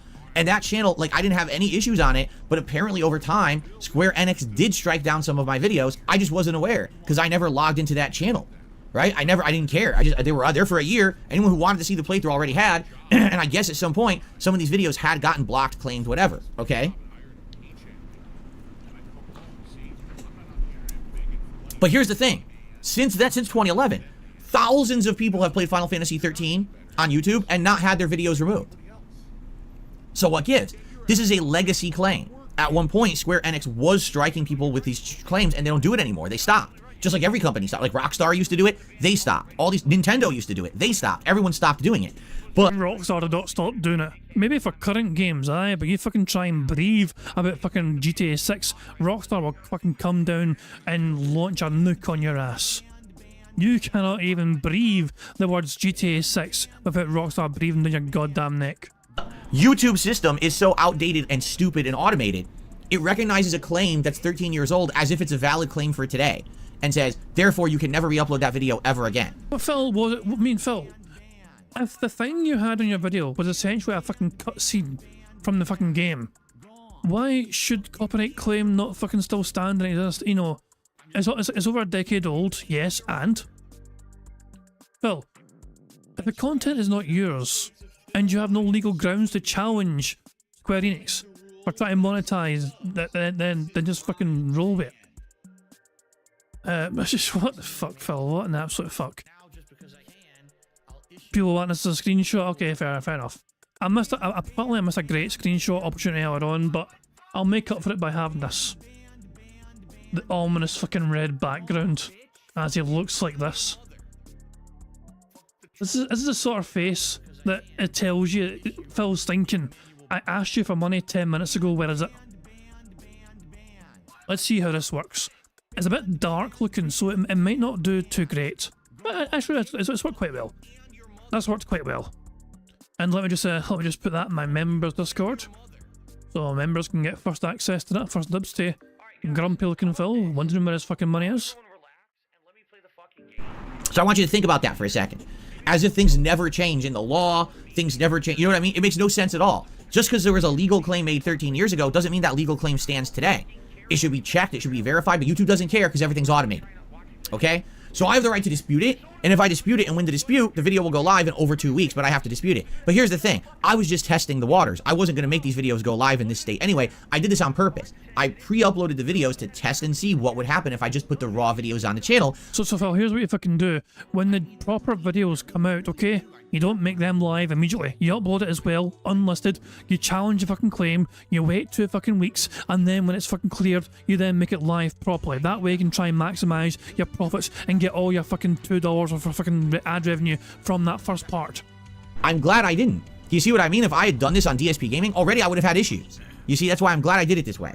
So, what is going to happen is, as I said, it's not just me working on this channel. There are people all collabing here to make this channel happen, okay? People actually really love the legacy content. They want to see it be presented in a modern way, and a lot of people miss this old content, and they want to help out. So, what we're going to do is we're going to take these parts, likely 3 each, okay? So 3 parts each. We're going to run these parts through an HD upfiltering. So what that's supposed to do, it's supposed to take all that blurriness and graininess away. Because remember, this was a camera pointed at my TV. It's supposed to smooth out that stuff to make it look more crisp, more HD. It's also going to have an echo filter run on it. So remember, my old commentary used to be in my condo, and it was a big echoing, right? It's going to try to remove some of that echo filter as well, so you don't hear that anymore. It'll sound more like my modern videos. It won't sound exactly like that, but it will sound a little bit better. Okay? So, that's going to happen first. Then, once that's done, then we're going to edit those videos together into roughly 30-minute segments, thinking like take 3 videos and edit them together. So when I asked, you know, I'm just curious, how much work does this take? Just listen to this. In order to do this, to run each video through, so a 10-minute video, okay, combined with the 2 others to make a 30-minute video, will take almost 4 hours of work. Almost 4 hours of work per... Just as well, you're not doing the fucking work then, isn't it, Phil? It's some of a poor bastard denthead that wants to fucking do it for you. For free, might I add. You're not paying this bastard, I'm sure. part of this playthrough, and each part will be a half an hour long. Now, do you see what I mean when I told you guys it's not as simple as you think? It's literally not just me tossing the videos online. It wouldn't work. If I just toss the videos online, some of them will be blocked, some of them will be muted for copyright. We got to get around those issues. And then on top of that, to actually edit these into longer parts and all of that, right? It's a ton of work. So that's why this wasn't something I ever just wanted to rush into before I was ready. I wanted to make sure that everything was prepared properly, that it was being done well. And now that I'm doing it, I see, wow, look at all this work, right? Look at all this tremendous amount of effort that's going to take to have this channel work. And here we go. I think he's going to segue into some sort of segment here, because he's going to make sure, he needs to make sure there's enough buy-in from his dent heads to fucking make it all worthwhile. So, FYI, it's in process, okay? Basically what's going to happen, here's what we're hoping. Once these videos are run through these HD filtering programs, the echo reduction programs, and once everything's edited together, it's not going to look like the old video anymore. It's going to look completely different. It's going to have different, I don't think that YouTube is going to match these videos to the old ones that I uploaded in 2010 and say, oh, this is a re-upload from a 2010 video that already was taken down by Square Enix. Instead, it'll recognize it as a totally new gameplay video, and it should be fine, okay? But I was very curious, because here's the thing, now we know that particular part may have issues, so we gotta be ready for that, and maybe we'd have to cut a part out. What is it? I don't know. How about this, Phil? Here's an idea for you, Phil. The person doing the editing, get them to upload it on their own fucking channel, unlisted, and get them to test the fucking copyright process and the claims that fucking come up. That way, they've still got the fucking video, and they can keep working on it themselves to fucking make sure those claims don't pop up. Might take experimentation. Is there like a part of that one video that YouTube is using to identify to a literally 13-year-old outdated claim from Square Enix, right? Is there something we can do to fix that? So it's all this work that has to be done, and that's why right now there's no videos on the channel, even though I uploaded all that. It's going to take a tremendous amount of work. I can't promise you guys when you'll see the first video. But remember, guys, he's a one-man show. He doesn't have an army of fucking editors and people working behind the scenes on his behalf. No, no, no, no. He's a one-man show, doing it all by himself for 15 goddamn years with nobody else fucking helping him whatsoever. Apart from all the people that fucking draw him artwork, and all the people that fucking give him the consoles, and the people that give him the fucking webcams, and the capture devices, and the fucking laptops, and the fucking televisions, and the fucking, artwork behind the scenes as well, the fucking hell, man, Jesus Christ. Mr. One-Man Show benefiting and off the fucking charity of others as per usual. This is not even fucking Phil paying people for the hard work to make his streams and his business operate better. Phil leeches off the fucking generosity and kindness of some dumbass dentheads who don't know any fucking better. They fucking buy into Phil's fucking excuses that Phil can't afford to fucking pay them for help after fucking making 6 figures every year for the last fucking decade. I don't know. I would hope, we'd get some videos up this month, right? But I don't know. And the thing is, if it takes this much work, just think about this. I have 11 parts ready to go. So that's going to take, no lie, if it's 4 hours for 3 parts, right? So for the first 4 videos, it's going to take like 12 to 24 hours of work.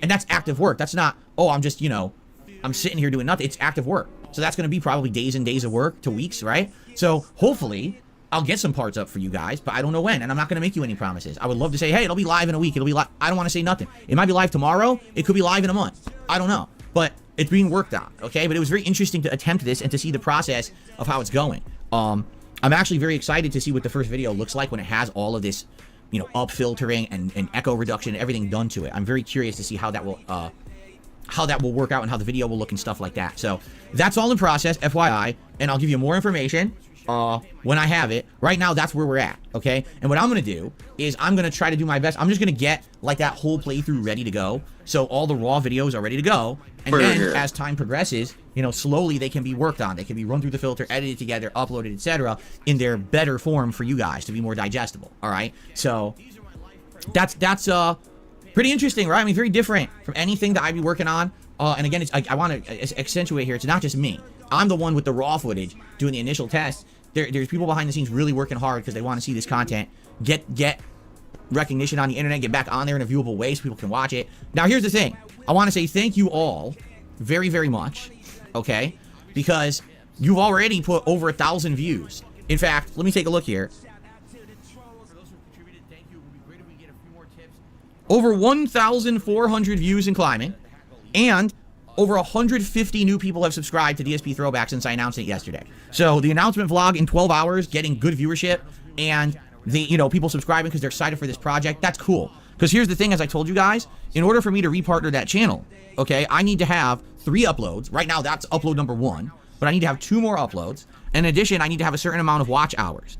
And by you watching not only that announcement vlog, but if you were to go back and watch some of the legacy content on the channel as well, that would help boost the watch hours on it. So then I could get it repartnered. Now, again, here's the thing.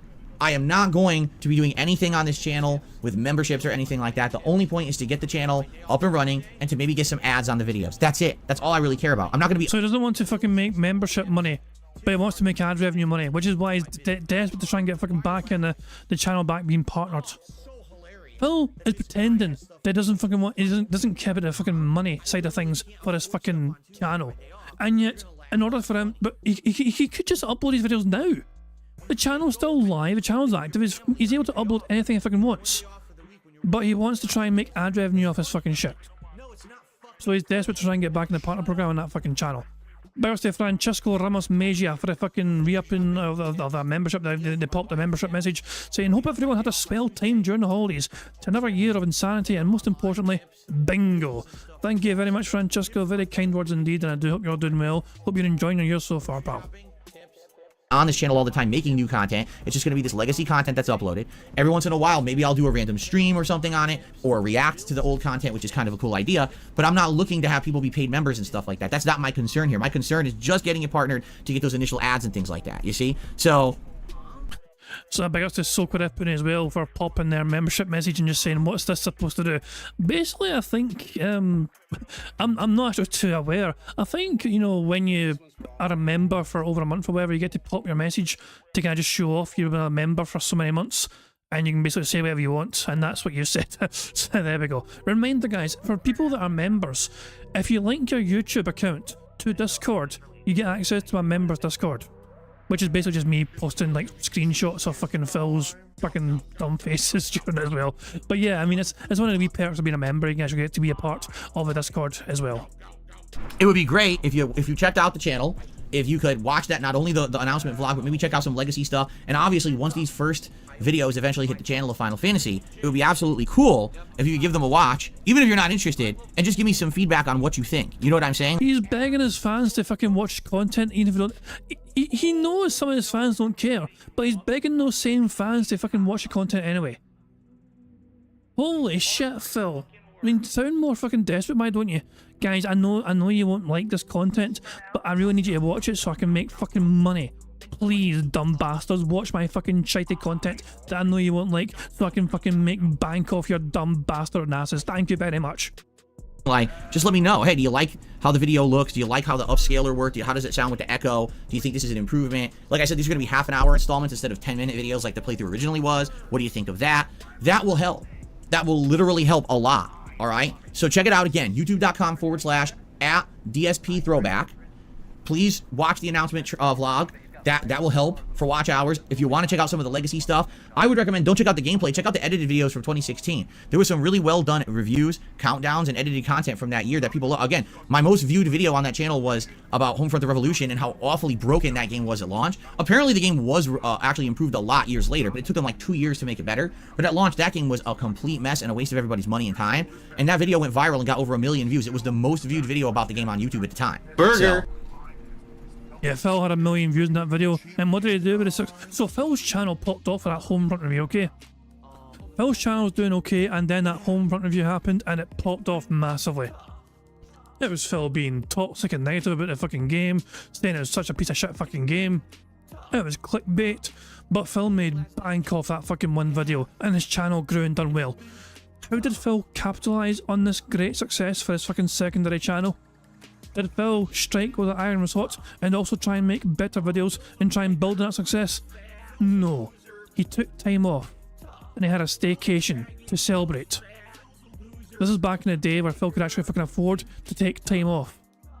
So when a YouTube money came in for the success of that Homefront video, Phil decided, you know what, I'm going to take a few days off. Me and Liana are going to go to a hotel in Seattle and enjoy ourselves and walk around and all that jazz. And then the fucking channel got demonetized. Get fucked, Phil. So that would help. And see, Zen Shuriken just said, I already said this yesterday, but I think some people missed the point. Zen Shuriken just said it in chat. If the upscaling looks good, maybe he can do some more classic playthroughs. You're exactly right. That's the whole point. My content from the original Darkside Filled channel looks god awful, but that's some of my oldest, most great legacy playthroughs. I have all of those files right now in hard drives. So I could take my classic playthroughs, upgrade them, make them look better, make them sound better, put them into half-an-hour segments, add thumbnails, and make a more digestible, modernized viewing experience for people on the DSP Throwback channel. And that's the point. And then, of course, I could eventually go there and do other content with it. Like I said, I could do a react to that content and say, you know, what I think about it and stuff like that. That'd be cool, right? So that's the whole idea. All right? So I hope that sounds good. Please give it a look, and I will let you guys know what happens over time, you know, if and when stuff is available, all right, to watch. Right now, there's no content to watch besides the legacy content, just the announcement vlog, but it sure would be great if you could at least watch what's over there. You know, once the viewing hours go up, then I would be able to actually monetize said content and go from there and see what happens, all right? So, again, this is one of many things that are going to happen this year. It's the first one. It's the one that's the furthest along. So I just wanted to get you guys excited. There are more things coming. In fact, I can tell you this. There is something else coming new, all right, that you guys are going to be very interested in within the next couple of weeks, all right? And I'll talk about it when I'm ready, but it's going to be a surprise, and that's why I really don't want to spoil it, but it's something very cool that I think you guys are going to enjoy, all right? So more on future things coming this year soon, but not yet. Okay. All right, so I worked last night on DSP Throwback. I literally was uploading videos like late, and that's why I didn't get to work on the whole Best of 2023 countdown nominations, and I will work on those hopefully tonight. We'll see. Hopefully. We'll find out. But basically, I'm curious tonight what's going to happen with Like a Dragon, so let's talk about today. So on the first stream today, it's the premiere Resident Evil 0 Remastered. This was a game that I played when it was new back in early 2016. 8 years ago. Exactly 8 years ago, because it was January 2016. And the more I think about this game, I realize the less I remember. Because this morning, people were talking about the game in the chat, and they were like, oh, so you remember that there's no item boxes, and you have to drop items on the ground, but on the map, it'll show you the items and where you drop them on the ground. And I was like, no, I don't remember that at all. And people were like, you remember there's two characters, you got to swap between the two characters actively. And I was like, no, I don't remember that either. I really don't remember this game. I don't know. I told you guys that basically, back in the day, those early years when I had moved here, so you're talking the second half of 2014, 2015, and 2016. For me, those years are like a blur. And what I mean by that is it was chaotic. It was very, very stressful. They were honestly some of the worst times in my life happened. You know, awful things happening to the business, like the false copyright strikes that really destroyed this channel and made it way less prominent on YouTube. My personal life and behind the scenes, you guys have no idea, it was falling apart. And you would think, oh, it's fine, because if he's stressed out on stream, at least he has good things going on in his personal life. It was the opposite. I want to remind everyone that Phil, the copyright strikes hurt Phil, yes. But Phil was the one that done the damage to his own channel by mass deleting videos. When Phil decided himself, apparently Machinima told him to do it, or YouTube told him to do it, one or the two told him to do it.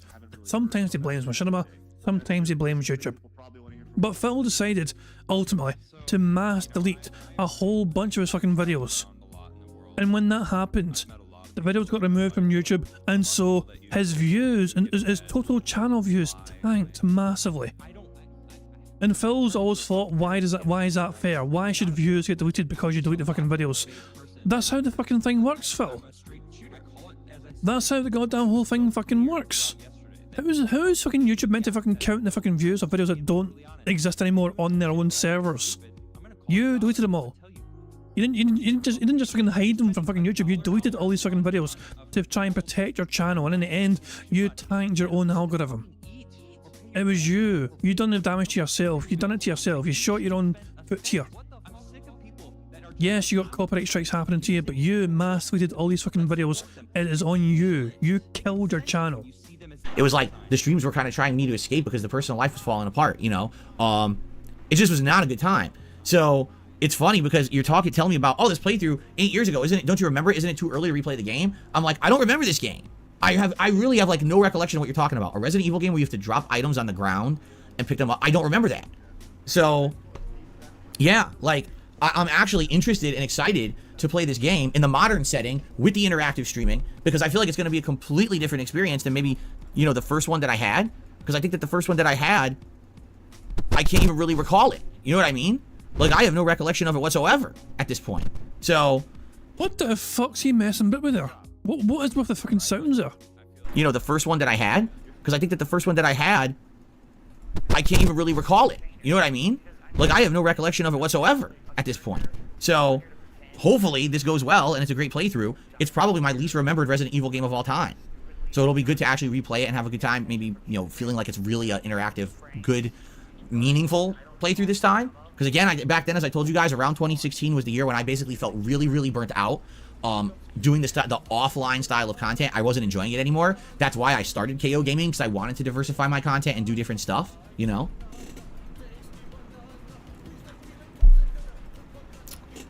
So, this will be interesting. Hopefully you guys will join me for it. Starting today. And then tonight on the late stream, it is endgame content of Like a Dragon Gaiden. Last stream, we wasted over 2.5 hours trying to do the Coliseum. So we have two choices. Either we give it one last shot, where we'll run and try to recruit some more powerful fighters from the casino, level them up fast, and then try to finish it, or we could just say screw it and just go right to the endgame story. I'm going to let the viewers tonight on the late stream at 6:45 p.m. Pacific time determine that. If you guys want to see me give it one final shot, I will. But if you guys are fed up, just like I was last stream, at how this Coliseum works, and you just want to see the game progress and end, then we're just going to do that instead. Okay? So let's see how it goes, and we'll judge from there. But tonight, it's going to be endgame content of Like a Dragon Gaiden. I'd love to beat the game, but my wife said there's 3+ hours to beat it, so I don't think we can beat it tonight. We might need 2 night streams to finish it, which kind of sucks, because I would love to finish it sooner rather than later. But I guess that's life, right? Okay. So, that's tonight. Tomorrow, my final consecutive streaming day of the week, it is more Baldur's Gate 3 on the first stream, and then on the late stream, it is going to be more Sea of Stars, which I'm very excited for. The 2-hour intro on Sunday night was very fun, and I can't wait to play more and continue on with the playthrough. Again, it's a hybrid of Chrono Trigger, Super Mario RPG, and Suikoden. So it's like 3 classic RPGs that I love, all combined into one, and I'm excited to jump back in for a second session. I'm not here on Thursday. It's my day off from streaming. I'm actually going to be running a bunch of errands, but it's going to be more of a chill day at home this week. My wife and I are looking forward to it. There we go. He said chill for his day off. Fucking shit. Burger. 5 in a row. That's concerning. Our first bingo of the goddamn game, baby. Phil finally said chill. It took him so goddamn long, but finally we fucking got there. It's about goddamn fucking time.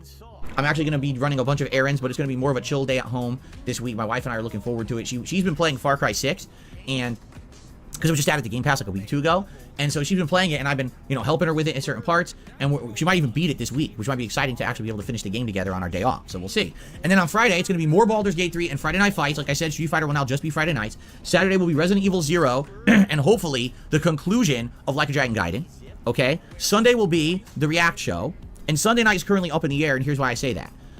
Usually, at the beginning of the month, I have to do private patron React videos, okay? This month, I'm assuming I'm going to have at least 1, 2, or 3 to do. But I haven't checked yet. Like, this morning, I was busy with other stuff. I didn't check yet. I have to check later today. But I haven't heard back from anyone yet. Like, no one has submitted their questions to me yet of what the videos will be. So I don't know what they are yet to say, oh, okay, well, I need to do 2, 3 videos. If there's only 1 video to do this month, then I'm just going to squeeze it in between the streams, and we'll do a Sunday night stream. But if there end up... Or if there are multiple fucking videos, you could fucking squeeze it in after the end of every other stream. You don't need to fucking record them all at fucking once, you dumb son of a bitch. Also, I'm going 1.5 speed. Being like 2, 3, 4 videos to do this month, then I'm going to take Sunday night off from streaming to do the Patreon private videos. Okay, so just to give you guys the heads up. And also, the truth is, that would actually help me a little bit, because if I did do that, it would help me to prepare, because starting Monday the 8th is my year-end series. So on Monday, the daytime stream on the 8th will be Baldur's Gate 3, and the night stream will be the most disappointing games of the year countdown. I will go through the top 10 or more disappointing games from 2023 and why I felt they were so disappointing. That's the late night stream.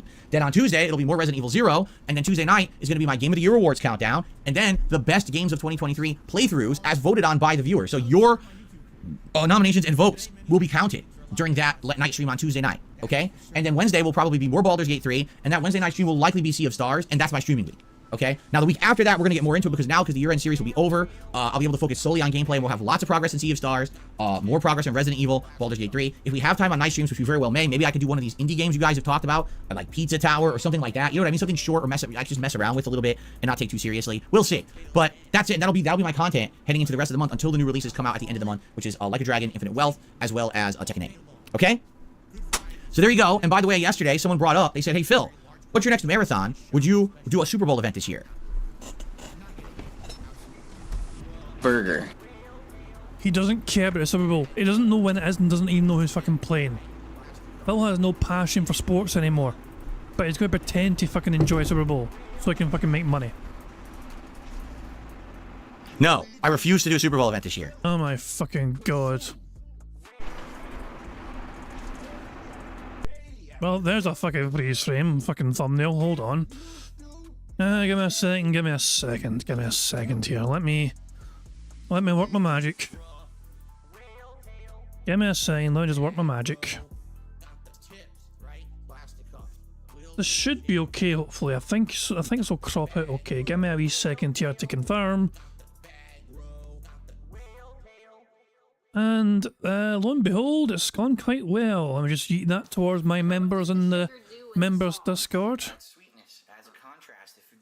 There we go. God damn it, Tacozilla, you fuck me, man. Tacozilla made this. I do not approve. This is wrong. This is very, very wrong. What the hell?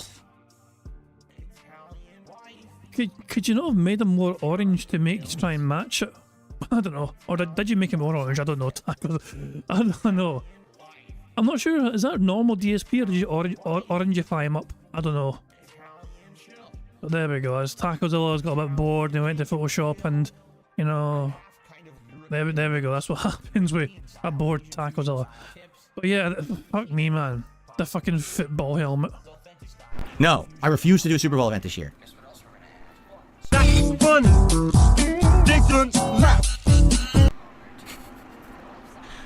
Probably yes. I can't even hear. It's such an echo when I wear this helmet.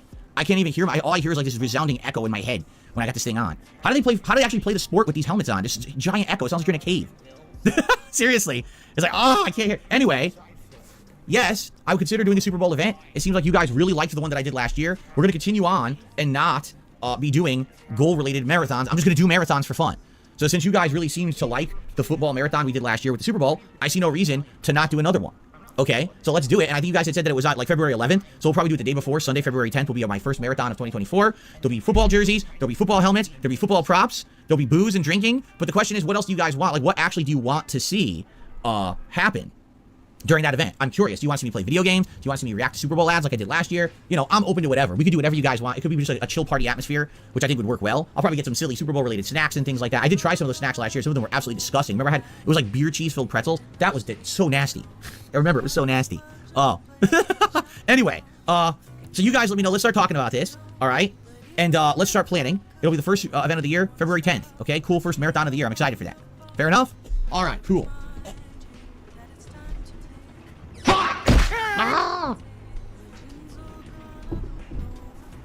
Phew. Yeah, it could be Tecmo Bowl, exactly. It could be another football game. I'm not sure what you guys want. Whatever you're thinking of, all right? All right, I think that's enough of me blabbing now about the schedule. What I'd just like to quickly do is say thank you all for being here and chilling with me on the podcast. And thank you for supporting all of my content. You know, 15 years is a long time to be on the internet, especially with the fact that I didn't really follow the trends that everybody else did. As you guys know, the reason I'm still able to be here every single day, to having these awesome streams and making content for you is because of you. I'm a crowdfunded individual. No sponsorships, no partnerships, no paid promotions, no referral codes, no shilling of games or products. Instead, it's me being honest about everything that I do here on stream. You know that when I talk about a game, it's the truth. It's not me just sugarcoating it or kissing its butt, or at the same time slamming a game for clickbait views. Instead, so this completely contradicts, by the way, this contradicts Phil's fucking narrative of earlier on about how when he plays Street Fighter 6. Phil was saying when he plays Street Fighter 6, he gets to vent, but he's not being fucking super serious, whatever. He's just fucking venting or whatever, and he's like, he's not going to be toxic towards the players anymore. Phil, this completely contradicts what you were saying earlier on about how you fucking conduct yourself when you're playing Street Fighter 6. This whole entire narrative of yours. This fucking prepared speech of a, yeah, exactly. Hearing Phil read this off reminds me of me reading off the start of the fucking bingo stuff before we began bingo, you know? We're like, guys, don't forget, if you to win the game, you get 25 out of 25. Make sure you fucking leave a comment in the community post and all that shit. That kind of spiel. I have a wee script as well I follow. It's all in my head, of course, but that's to try and let you guys know of the ways we can win bingo. I have a script for trying to educate you guys for bingo. Phil has a script to try and get money from his dent heads as much as possible. It's the truth. It's not me just sugarcoating it or kissing its butt, or at the same time slamming a game for clickbait views. Instead, it's me being real with you. And I can do that because you support my content. So today, if you're enjoying this stream, if you're looking forward to Resident Evil 0, maybe you like all the stuff I'm doing, maybe you like the initiative I have over on DSP Throwback, please consider supporting the stream in some way. Right now, my goal for today is try to hit 725 members. In truth, we had 730 something the other day, but we lost a bunch. I guess a member bomb had expired. So today would be great if we could get 10 of those back, okay? Tips, every stream I have a goal of around 50. Oh, no, oh, completely. By the way, January is going to be phenomenal for him losing so many members. He is going to lose literally hundreds of members in January. Unless someone fucking tries to fucking give him more member bombs in between now and the end of the month, he is losing hundreds. So yeah, he's got to fucking hope somebody fucking keeps artificially inflating those members because he's going to lose so many. Bucks and tips. It sure would be great if you could support the stream via tipping today in some way. That would help a lot. All right, so thanks in advance to anyone who contributes in any way. Really appreciate that. Now let's get to shout outs and to the final segment of the show. Sound good? All right, here we go. So we'll start off today on the YouTube side of things with Lysa for Soul with a whopping, ginormous, and very generous $50 super chat this morning. Thank you, Lysa for Soul. Let's get you up on the leaderboard and see what you had to say. So Lysa for Soul says the following. I never played this game before, but I saw my dad play every minute of it when he did. Yeah, this game is old, right? Is it Resident Evil 0 from the early 2000s originally? And wasn't it like a GameCube game, if I remember correctly? I'm trying to remember because wasn't one of them like a GameCube exclusive for one time? And then there was, because Code Veronica was Dreamcast, was it not? There was Resident Evil Code Veronica. I think that was Dreamcast. And then I think 0 was GameCube. And then 1, 2, and 3 were all PS1. And then 4 was weird because it was GameCube at first, but then it also was PS2. Didn't you get first it was GameCube, then it got ported or something like that? It's very confusing, right? Because all these Resident Evil games were jumping from console to console for some time. Wow, I'm being told by Cheetah Man, it was actually developed as an N64 game originally, but then eventually was released for GameCube in 2003. Wow. Code Veronica came out in 2000. It's so confusing. Anyway, so I'm happy to hear that your dad played it, and maybe you enjoyed watching your dad play it so many years ago, right? You're talking over 20 years ago when it originally came out. And now I played it 8 years ago. I have no recollection if I enjoyed it or not. And now we get to enjoy it together live as an interactive audience, which is awesome. Thank you so much, Lysa for Soul, for that. And then Dark Kethin did a super chat. Thank you, Dark Kethin, for the super chat. I appreciate that. Oh, yeah, so if you missed out on yesterday's podcast or streams, we have all cool animations now. New animation for super chats. Some refreshed animations for super chats that are recolored and look better. Some new animations for tips, which are pretty cool because they're like Yakuza themed for the upcoming Like a Dragon Infinite Wealth. So really like refreshed stuff for the new year around here, which I'm really enjoying. So I hope that you guys like them. Okay. All right. So that is on the super chat side of stuff. Now, from what I can see, and this is what I need to confirm, so far, I don't see any tips. Right? Lol. His eyes when he fucking said that. Now, from what I can see, and this is what I need to confirm, so far, the sheer panic in his eyes here. What is up, everyone? the whole on a second. There's some real shit for you right fucking there. What do you mean I don't have any tips? I don't see any tips. Right? Is that correct? Because now I don't even know. Right? Can I actually trust what I see here? Oh my fucking god. It's like, Phil, like, this is literally fucking baiting contributions right now. Guys, is my tips broken? Is my tip link broken, guys? Can somebody maybe test? Give me someone test the fucking tips and make sure it's not broken. Fuck me, man. How fucking blatant can you fucking get? Or did anyone tip and no notification got sent through? Because like I said, we had this issue yesterday and it was a big problem. Hopefully, you know, things are fine. No one's tipped yet. Okay? So in the meantime, since no tips have come through, by the way, good afternoon, Lucky Gremlin. Thanks for tagging me there. I guess it is afternoon. Wow, it is afternoon for me now. I didn't even realize. If you want to chat, you can tag me in the chat and we'll talk a little bit. We'll do some Q&A. And if any contributions come through, I will shout them out. Okay? Fair enough? All right. So let's see what people want to talk about this morning. We got a little bit of extra time before we jump into Resident Evil 0.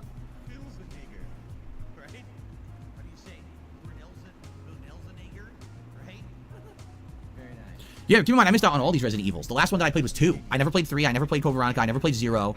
That was the era when I was so heavily into Street Fighter. That was really my major focus at that time, and I missed out on so many PS2, GameCube, original Xbox era games. It wasn't until like Xbox 360 and PS3 that I got back into console games. So it was like 7-8 years chunk of time that I missed out on. Jade says, I love your shirt. Thank you, Jade. I'm glad you're enjoying the shirt. This is a sweater from a million years ago, but I never wear it. Does Jasper Kitty have costumes? Jasper Kitty does not like wearing costumes.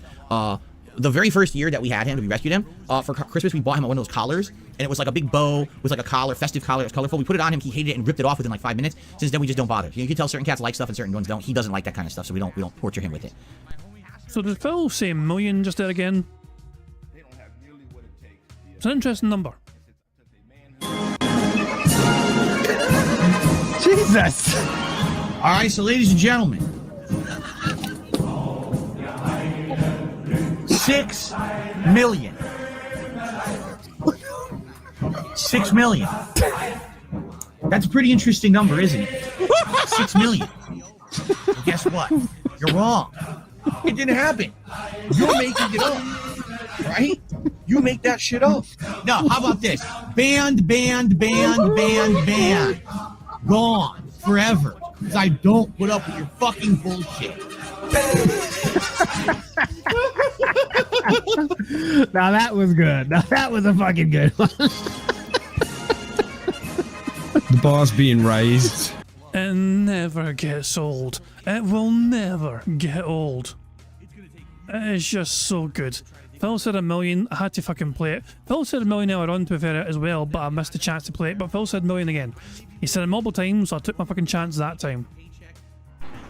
Let's see here. I don't have a most memorable playthrough Iron Gall. So many playthroughs in 15 years, it's hard to even remember all of them. There's so many different ones with awesome moments, but I don't have a personal, like, memorable favorite one. Phil's being asked what's his fucking most memorable playthrough. He's playing a game today that he played 8 years ago, which he has no recollection of whatsoever. Phil is not a reliable source to fucking ask what his fucking most memorable fucking game is, because his memory is piss fucking poor. If his own playthroughs are not that fucking meaningful and not worth remembering, for him, why the fuck should they be for anyone else?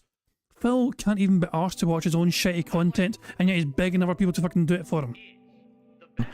My favorite Resident Evil game, probably of all time, is still the original, Resident Evil 1. Whether it was the PS1 version or the remake that we actually played a year ago. Like, that game is just so awesome, and it really, to me, defined the entire survival horror genre. So, I think it'll always resonate to me as the favorite game, unless they make an insanely good one, but still my favorite.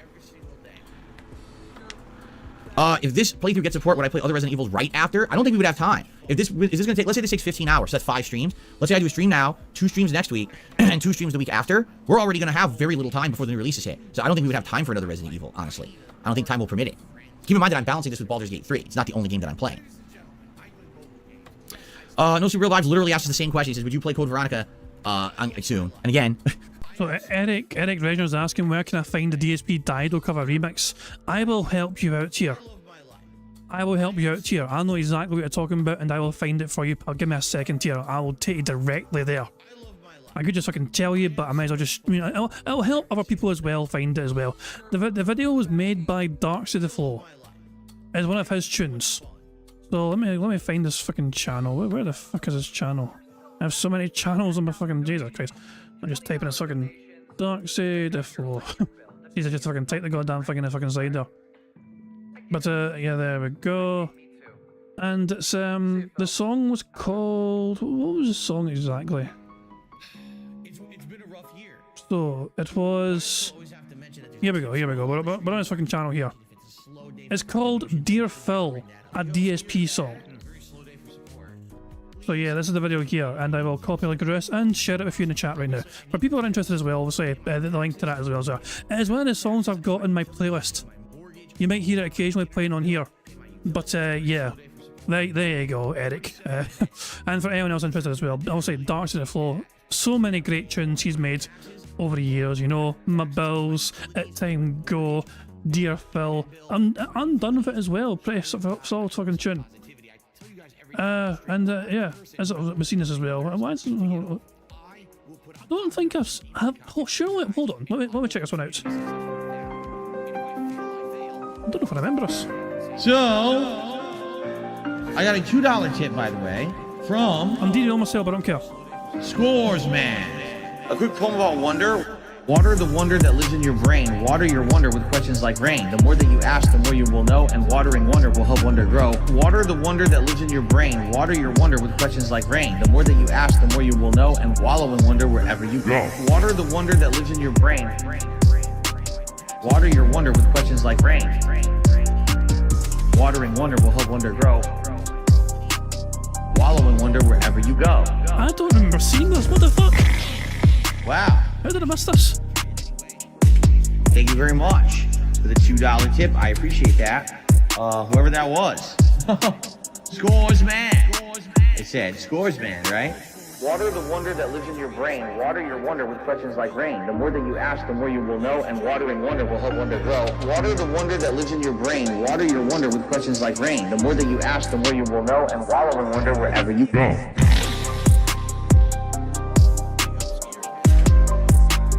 Wallow in wonder wherever Very you well go. made. Very well made. Fuck me, man. Wallow in wonder I guess I'll wherever link you that go. as well. I don't remember watching this fucking video. I really have no recollection of watching this fucking video. I'm gonna give it a like. Well, here we go. But yeah, big ups to Dark to the Flow. I had no idea about that one. Fuck me, man. But there we can go. But yeah, Dark to the Flow is responsible for the Dear Phil one, the kind of Dido kind of style remix, whatever. Very good tunes as well. He's very good at what he does. I don't think we would have time. being if this game is going to be that long, I don't think we're going to have time to do that. It says that my original playthrough of this game was 16 hours. That's what it's telling me on PS5. So even if this ends up being like a 15-hour playthrough, like I don't see how we'd have another chance to jump into another playthrough of Resident Evil before we get to the new releases. So 672 said my favorite playthrough was DK64. It's what got me to become a more consistent viewer back on Twitch. You're a horrible person, just so you know. Okay. Okay.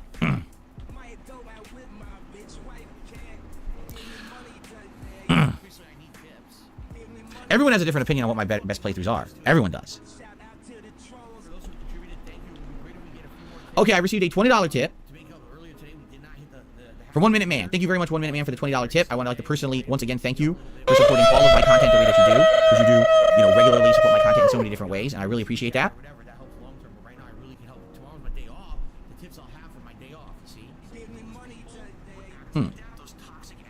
Okay. Sorry. Okay. Let's do the animation. One of the new animations, which I love this one. It's cool because we're going to get to see this one probably a good amount this month. Thank you very much, 1 Minute Man.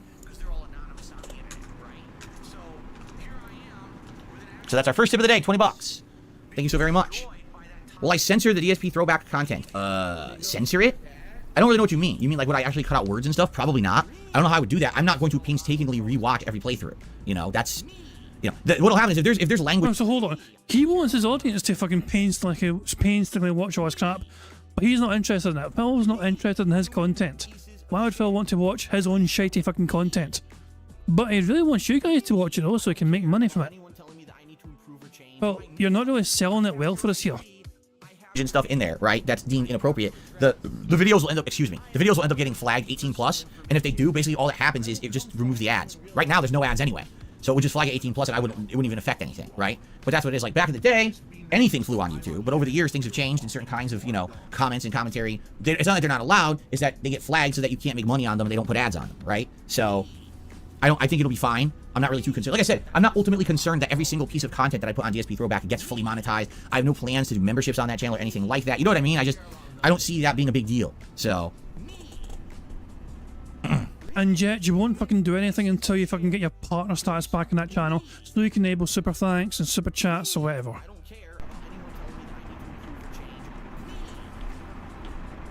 Am I worried about getting canceled? Am I worried about getting canceled for things that I said 14 years ago? No. If I was going to be canceled, it would have happened. Many people have tried and failed. I'm not going to be canceled. Sorry. That's not going to happen. Great. No Sleep Real Vibe thinks I will really love Sea of Stars. He's playing it on Switch and loves it. So there you go. Fallen Angel says, any plans of updating my Patreon? My Patreon, quite frankly, is a legacy way to support my content. Okay? Being honest here. It's really not active. It's the way my Patreon works is if you just wanted to contribute without being part of a stream, that's one great way to do it. A lot of people who are just on-demand video watchers and never attend a stream will just pledge to my Patreon once a month to help out. Or if you're someone who actively wants to get one of these private videos made, whether it be a private react, right? Whether it be a Q&A video, like that kind of stuff, that's really what it's for. The stuff that was offered on there is from an older time, before I was a full-time live streamer. I hear you because you're like us. It even references Ask the King on there. Oh, I know. I totally know. And the funny part is, no one pledges to that. You know what I'm saying? Like, people will pledge like $1 or $5 a month just to help, and then there's people who will pledge like $50 a month to get the video, and that's it. Like, there's no one who's pledging because, oh, I want my video on, or my question on Ask the King. It doesn't exist, right? So maybe you're right. Maybe I should spruce it up this year. Maybe I should remove some of those tiers just to make it like $1, $5, and $50. I guess, you know, that's probably it. This is probably really. I guess you could say the 10, but even the 10, there's really nothing for it. It's just if you want to help out and pledge behind the scenes and say, hey, I like your content that you're already making. Here's a way for me to support it kind of silently. That's a way to do it. Or if you want to get a specific video made, the $50 pledge, and that's really what it's there for. I don't have any plans to like expand my Patreon. I don't feel like that's the way to go. If I were an on-demand creator, if I wasn't just a full-time live streamer, then maybe that would make sense. But no, I don't really plan on doing that right now. So, lazy bastard fucking just gave up and fucking Ask the King. It's a Patreon perk. People fucking pay money towards it, but then Phil's like, yeah, we're too busy for Ask the King, and nobody cares about Ask the King. Nobody wants Ask the King because Phil has these Q&A segments all the time anyway. On his fucking crap every fucking day. So he Ask the King. Fuck me, man.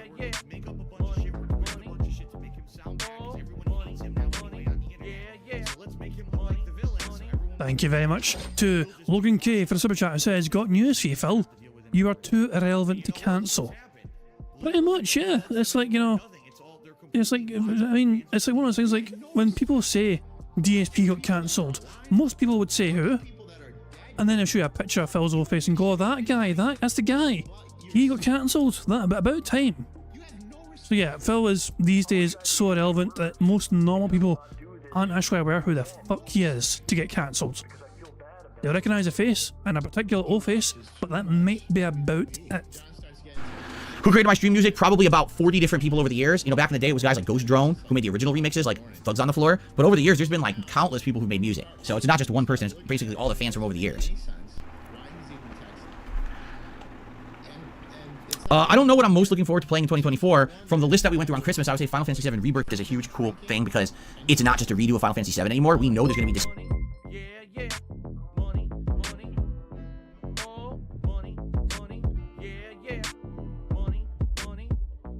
Thank you very much to Kel Denson for the super chat, who says, I feel the throwback channel is a walking minefield. It's there's potential for a lot of problems for Phil when it comes to these older playthroughs, particularly when it comes to the use of the kind of language you're using as well. He was quite more open with his language and quite... He never held back, put it that way. So there might be a few more racial slurs or homophobic slurs, especially when it comes to... If he has any old recordings of multiplayer games, that is when he's going to be at his most toxic, in my opinion. Other than that though, I mean, it's... But who knows? It's just one of those things where, as you saw earlier on, Phil had a test upload, obviously like the first couple of parts to see if there's any issues, and YouTube had issues. So, yeah, I mean, Phil could just upload all his fucking parts individually, you know, and just let it run, and then just make a playlist for people. He could leave it unlisted and have it as a playlist. Or whatever, but yeah, it's I don't know, he's such a fucking weird person when it comes to operating a business. He now has free channels, which he's juggling free channels, and I guarantee he's going to use this as some sort of fucking defense mechanism in later fucking days and weeks and months. How he's got to juggle the management of 3 different YouTube channels, 3 successful YouTube channels with thousands of subscribers, not shit. He's going to pretend that he's fucking being ran ragged by having all these other fucking YouTube channels to fucking juggle, and he's a one-man show. He's doing it all by himself. I guarantee you that kind of narrative is coming to try and justify why he's not able to fucking do certain things. Christmas, I would say Final Fantasy VII Rebirth is a huge, cool thing because it's not just a redo of Final Fantasy VII anymore. We know there's going to be distinct differences between the plot of the original Final Fantasy VII and this new one. So I'm looking forward to that. But overall, I don't know yet. It's kind of too early in the year, you know? Yes, I did lose my sense of taste when I had COVID. I couldn't barely taste anything. For a few days, the only thing I could even taste was like the cherry juice that I drank, and I could only taste like the very tartness of it, and that was it. I couldn't taste savory or sweet or anything. But it took about a week, and then it came back.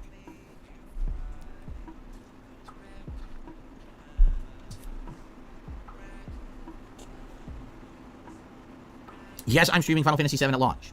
It's one of the biggest releases of the year. I will absolutely be streaming it at launch.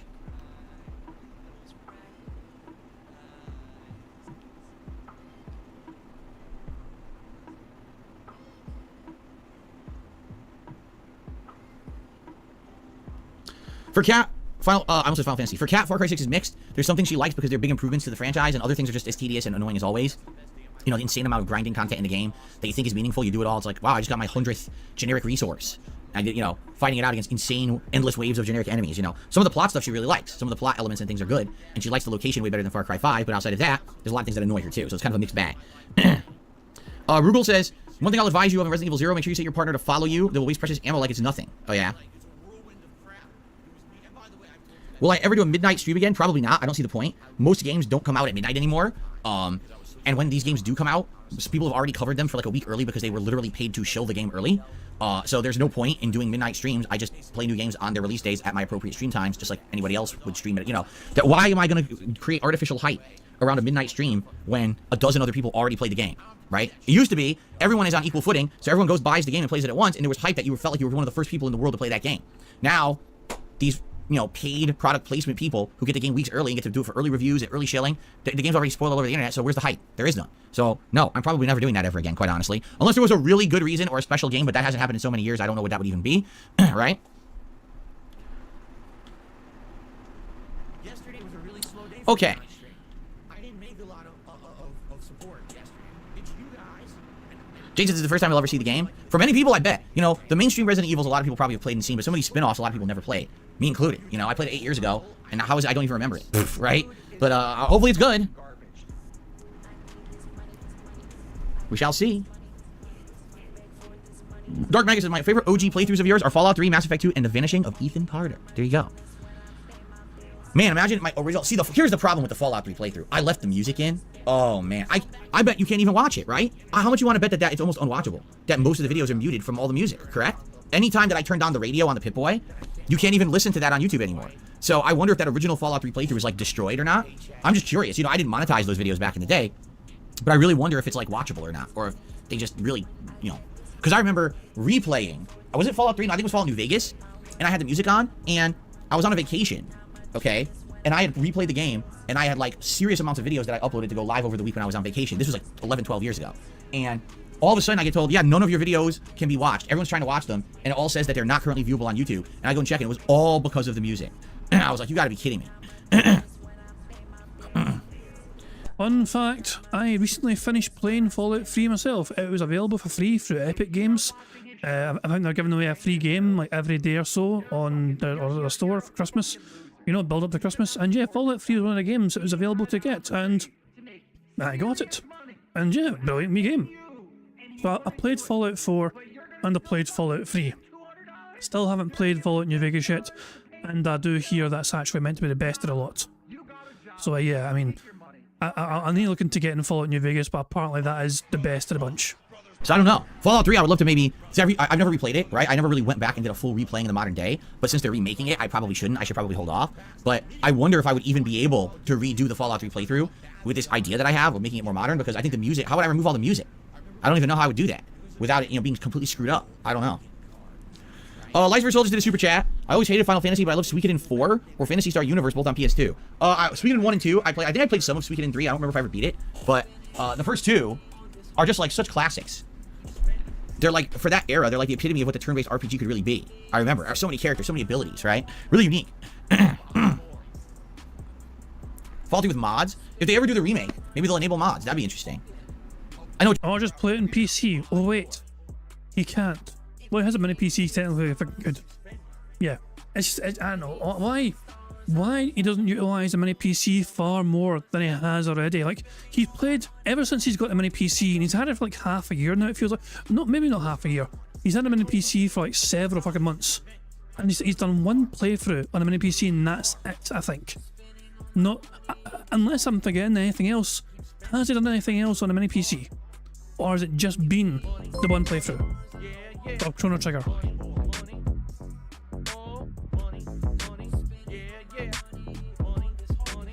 Thank you very much to Medusa Jr. for the super chat, who says, Phil, Xbox dev mode is $20. Play all the retro games.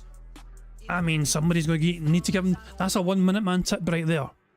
You would need to fucking use that 1 minute man tip to get that Xbox dev mode to play the retro games. And Phil has that money bookmarked for, you know, a couple of Hogan pulls. So yeah, impossible. You're asking for the impossible there. You're saying maybe like Fallout 3 on my mini PC? I wonder how it would run. Man, I really wonder. How would Fallout 3 run on my mini PC? I don't know. It's such an old game, but you know, with the mods and stuff to make it more modernized, I wonder how that would work. It ran, so on my current PC, I've got an okay computer. I mean, it's not a fucking like monster, but it's still quite manageable. It runs Fallout 3 smooth as fucking butter. The loading times are barely fucking anything. It runs so easily and smoothly. Even with fucking explosions going off all around you, it runs flawlessly. It's quite an old fucking game after all, you know what I mean? So of course I'm not surprised my computer can fucking handle it, because why the fuck shouldn't it?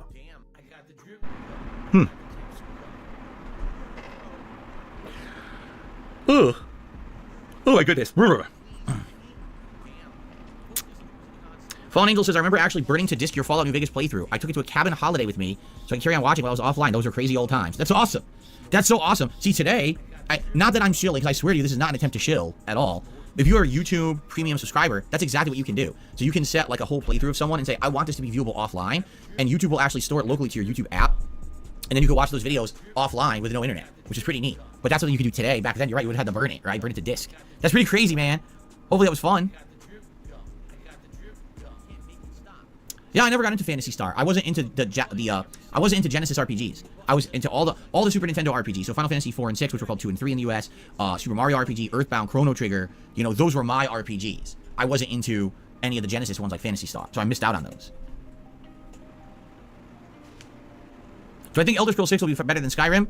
With zero information, I can't answer that question. All you can do is speculate, right? And speculatively, based on how good Starfield was, no, I don't think it'll be as good as Skyrim. But maybe I'm wrong. Maybe it'll actually have some creativity and fun, and it won't just be another follow, paint by numbers cookie. Hey, Phil said wrong. We're having our bingo. Burger. 5 in a row. That's concerning. About fucking time he said fucking wrong. We're 4, I was going to say 5, we're 4 away from a full house. Necessarily. Good news, hate to say, and Phil giving a good old turbo nose. That is all we're waiting for, that's all we're missing. We are 4 burps away from a free space. I don't think we're going to get a free space for Snorts, but the burps could still technically happen. And also, guys, don't forget, 100 likes on the stream also gets us a free space. So, you guys can control whether we get a full house or not, technically. Maybe, who knows. But yeah, apparently we're 10 likes away from 100, so there we go. Better style game, maybe they'll actually do something neat. But with how Starfield came out, I can't imagine. It seems like Bethesda has become creatively bankrupt. They just regurgitate the same content over and over rather than doing anything new or interesting. Look who's fucking talking, replaying Resident Evil fucking 0. Piece of fucking shit, hypocrite, man. Who who's fucking talking? Having a go at these fucking game developers for fucking regurgitating the same fucking content. Meanwhile, he'll replay the same fucking games over and over and over again on his fucking shitey channel. Because it's been fucking 3 years since he last played a game, or 4 years since he last played a fucking game. Because they don't know how to do anything new or interesting anymore. They've lost their talent, perhaps. I don't know. So. Look who's fucking talking. You didn't even fucking have talent to fucking begin with. Also, Phil, we have 100 likes on this bingo stream, which means you guys have earned a free space for the bingo card. We are technically 3 away. We're 3 away now from a full house on the bingo card, you see before you. But not only do we have a free space for the card, you guys also get to enjoy the Bubbles animation that Pixar Animation so very kindly made for us all to enjoy to celebrate 100 likes. Remember, keep an eye in the bottom right for Jasper to do his thing.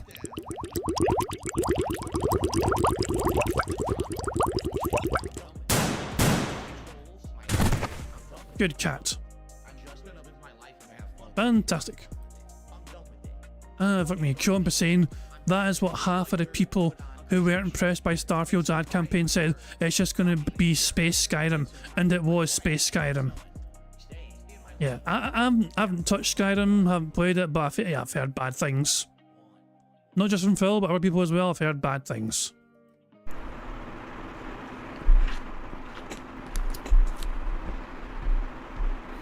Strigo Nito, you came in late. We had a giant segment about DSP Throwback on the show. I even gave a full update on the first attempts at working on it.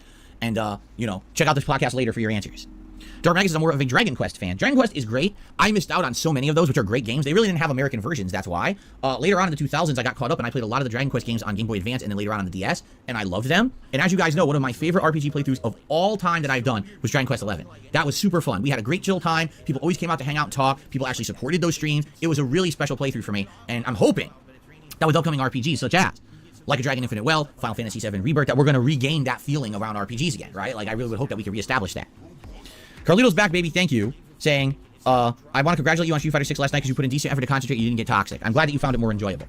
I will try to do that. Here's the thing, again, I will get frustrated if the game's not working properly, but I don't think that it's right for me to go crazy on the other players, so I need to chill with that shit, and I tried last night, and hopefully it came across that I was chilling with that, and I'm going to try to keep that going, to not get too insane when I play fighting games. As funny as it is to hear me go off and freak out, you know, a lot of people find it like too harsh or actually like legit insulting. I don't know why, because I don't mean it. The shit I'm saying I don't mean, but I think a lot of people take it the wrong way, so I just gotta calm down with that. And there it is, further confirmation of Phil's hypocrisy. When he's fucking doing his little begment, he starts off by saying, guys, I'm not a fucking paid shill. I don't have sponsorships. What you see is raw, genuine, honest fucking feedback from me, not shit. He is promoting himself when he's doing his begments as being fucking raw and genuine and honest. And now he's fucking talking about how he's fucking never been honest and genuine when he's playing Street Fighter. He's not being serious. He cannot keep his narrative fucking straight. When he's begging for fucking money, he wants to promote himself as being fucking Mr. Raw, genuine, honest, and transparent. When he's fucking talking about fucking his antics in Street Fighter and how people fucking complained at some of the fucking shit he was saying and doing, oh, he wasn't being honest. He wasn't being genuine then. No. Don't take him fucking seriously. He's not being serious. You cannot keep the fucking lies straight, Phil. 672 just gifted a membership and it went to NC. Congratulations, NC, on the gifted membership, and thank you, 672. For the support of the channel this morning. I appreciate that. Alright, so, by the way, I'm just going to reiterate one more time, guys. If you do tip me today, and you notice I'm not shouting it out, please let me know in the chat, because we have been having issues with the tip notifications recently. Oh my god. Extra fucking begment. The only tip so far was from the fucking usual tipper 1 minute man. So Phil's like, I better fucking remind these dumb bastards again. And I just want to be sure I'm not missing any tips. So if you did contribute today, like, why isn't Phil shouting it out? Please let me know. Yesterday we had a shitty situation where someone had done a very generous tip and waited an hour before they said anything. And you fucking ignored it, Phil. Yeah, for fuck's sake. Big ups to Brand Dude and the viewers for joining the bingo stream. I don't think we're going to be here for much longer because I think we're coming towards the end of the fucking Phil's podcast, sadly. But yeah, also, when the podcast ends, we've got marbles as well. So yeah, we're going to have some marbles as well, so you guys get to enjoy that. And maybe even join in the fun. Who knows? But yeah, big ups to Brand Dude and his viewers for joining us for the end of his bingo stream, as well as, you know, if you guys want to enjoy some marbles afterwards. Because they were trying to be nice about it, and then by the time that it was the end of the stream, I was like, wow, it really sucks because we would have had all these reward tiers and everything, and it didn't happen because, you know, stupid PayPal didn't send me the notification. So I want to avoid that today, especially because the premiere playthrough, you might have some excited people who want to support it, and I don't want to have you guys waiting around endlessly. All right. And by the way, don't worry, I'm not going to entertain if there's some newcomer who comes into the chat spamming, oh, I tipped. I'm not going to believe them. I'm talking about like regulars, you know, people who I can trust. I don't know if I beat Resident Evil 0 on hard. I don't remember the playthrough. I'm not playing Lords of the Fallen because no one wants me to play it. There's your answer. Literally, no one cares about Lords of the Fallen. Like, it's like a dead game. When it came out, there was like a 1 week people talked about it, and since then, no one's mentioned it. It's like, it's just not existent. There's no time to waste time. There's no reason to waste time on a dead game no one gives a shit about. That's why. I'd rather play a retro game that I don't remember, and people have asked for a while. People have actually asked for Resident Evil 0 multiple times in the last like year and a half. If I remember, a year ago, it was between Resident Evil 0 or Resident Evil 1 Remake 1, but now we're gonna play 0. People wanted 0 for Halloween, and then the Halloween marathon got canceled. So now we're finally getting around to it. Okay. What genre of games do I think needs more love and attention? They're underrated. Definitely the visual romance novels, you know. Any of those games where it's just, you know, virtual wooing of like an anime girl or an anime guy that looks incredibly like feminine and sparkly, giant goo goo eyes. You know, the more the better. I mean, I just can't believe there's not more of those games. Right? Anything that's a virtual relationship that you can spend all this time on, you know, fawning over a person that doesn't exist, falling in love with them. Perfect. Great. For society as a whole, just do we need more of those. I feel like that would really help out. Why not?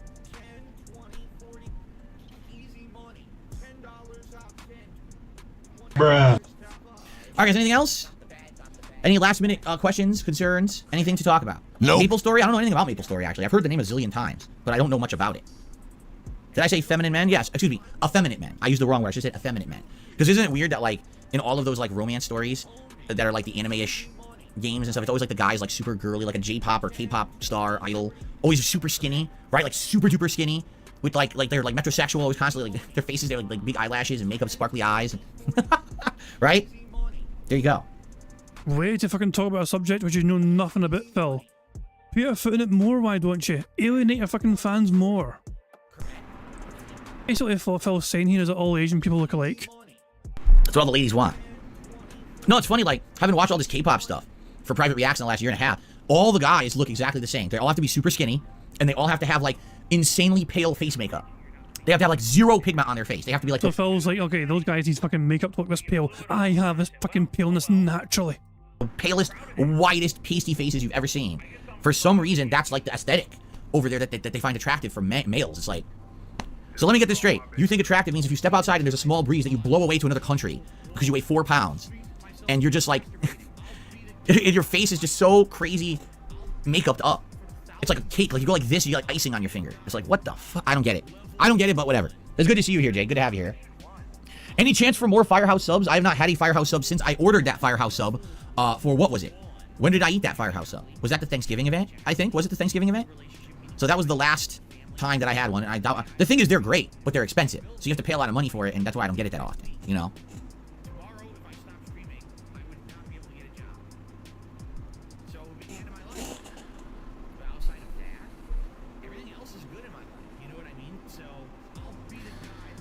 All right, have we calmed down? Are we ready to begin for today?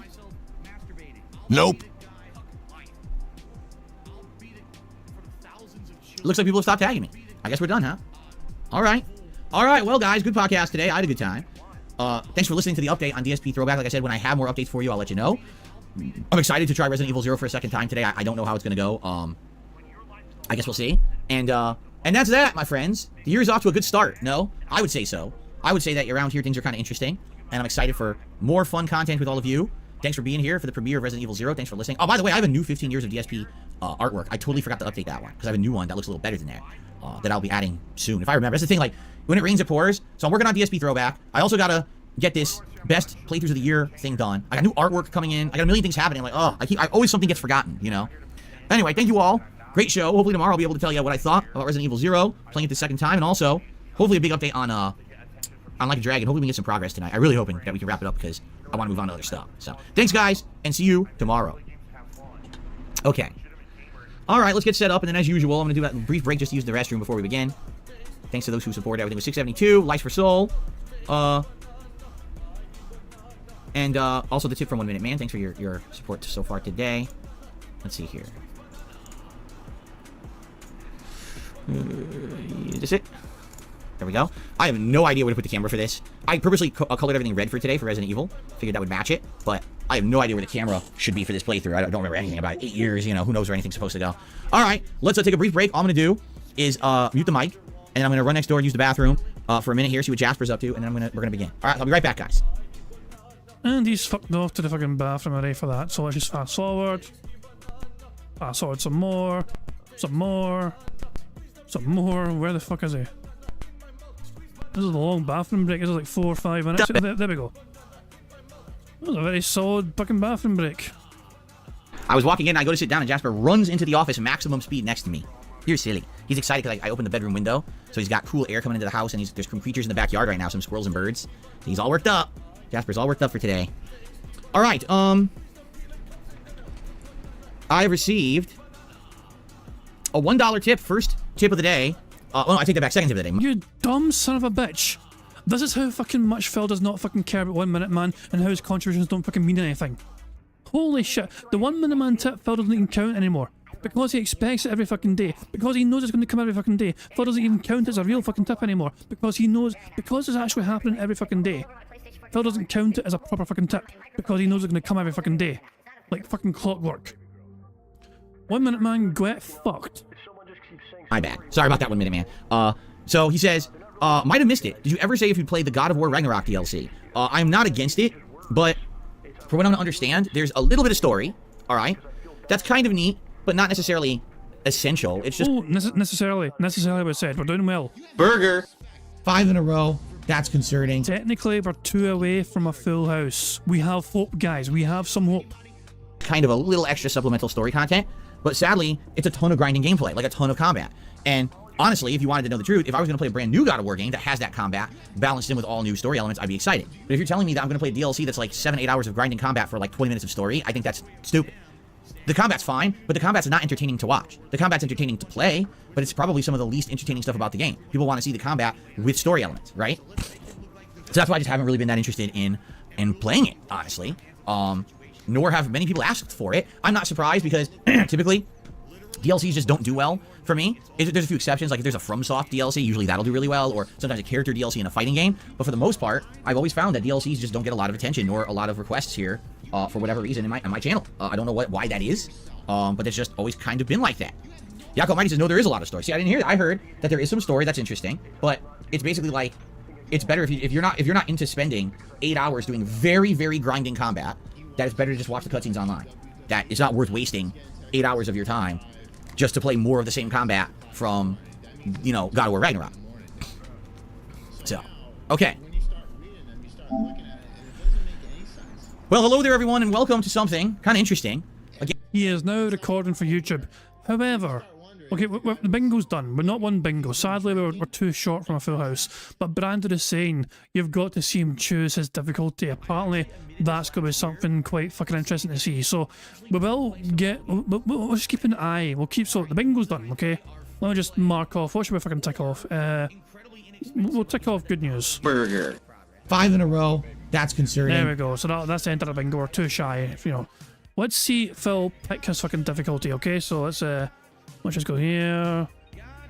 So he's into the game. Hold on, where's the... Oops. Here we go. Let's see Phil pick the fucking difficulty. Where is it? Display, audio. Come on, Phil. Where's the... Come on, Phil. Fucking hurry up. Is it audio, brightness, new game? Oh, here we go. Here we go. Let's see this difficulty selection. Yeah, I guess. Alright, ready? Easy, normal, hard. You know, being that number one, people are saying it's so difficult, and number two, the fact that I've played it once 8 years ago, but I don't recall the game whatsoever, I think I should probably do normal. If I play on hard, if it's already the most difficult one and most frustrating, I play it on hard, it's probably just going to be more frustrating for everyone. Like, it's not going to be fun if I'm just pissed all the time, right? So I'm probably just going to do normal. Everyone in the chat, of course, is saying play it on hard. Of course, right? Fuck you, everyone who wants me to do something challenging. See, I don't believe you, though. So people are saying you played it on hard the first time. Yeah, but I don't believe you. I didn't go back and watch my original playthrough. So Yeah, Phil, you don't remember the playthrough whatsoever. You fucking admitted that. They, your fans, probably have watched it, and they probably enjoyed it, and they want you to fucking do the same kind of thing. totally don't believe you. DC says, greetings to DSP in the stream. How's everyone today? Here's a Resident Evil 0 haiku for part 1. Here we go. Fuck your haiku. Fuck your... I'm not fucking allowing that haiku. I'm fucking muting this shit right now. Oh. Fuck that. Mute the haiku. Fuck you, haiku. A minute. Resident Evil 0? That's the first time I ever noticed that. Why does the logo have two? It's Resident Evil 0. Did anyone ever notice that before?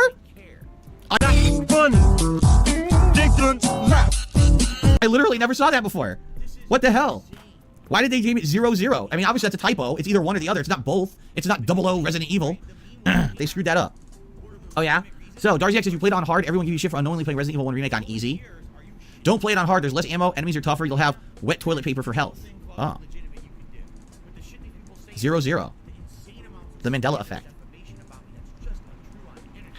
I don't know what to do. Like, here's the thing. I don't want to be playing this for like 4 weeks either. My original playthrough took about 16 hours, and likely that was because it was on hard.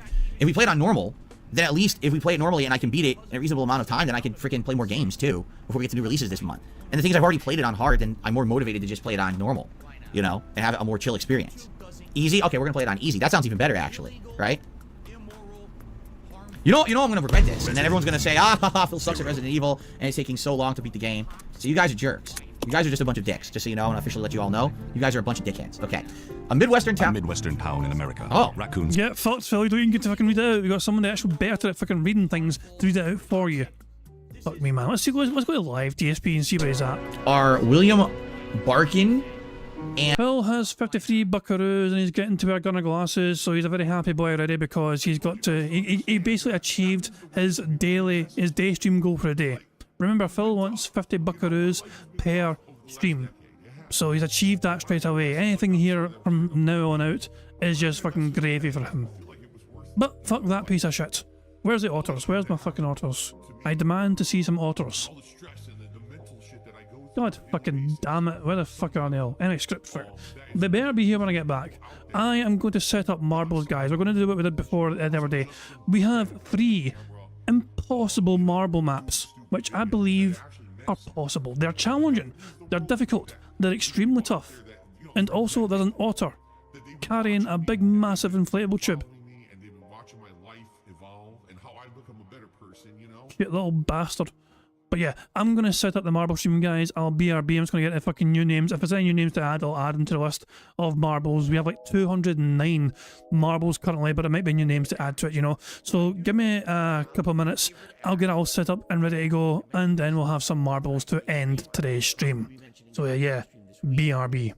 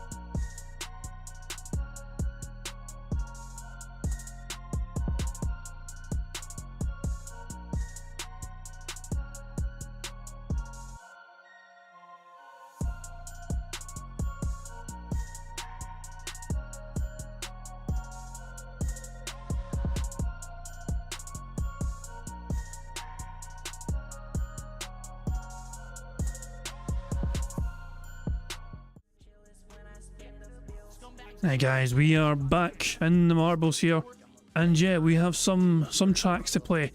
So here's what I'm thinking. Okay, here's what I'm thinking. I think. Okay, I mean, I'll also get how many fucking times we play these fucking things anyway. We'll start off with a good goal, okay? Also, I need to update these numbers. It's 212. We have 212 different marbles now.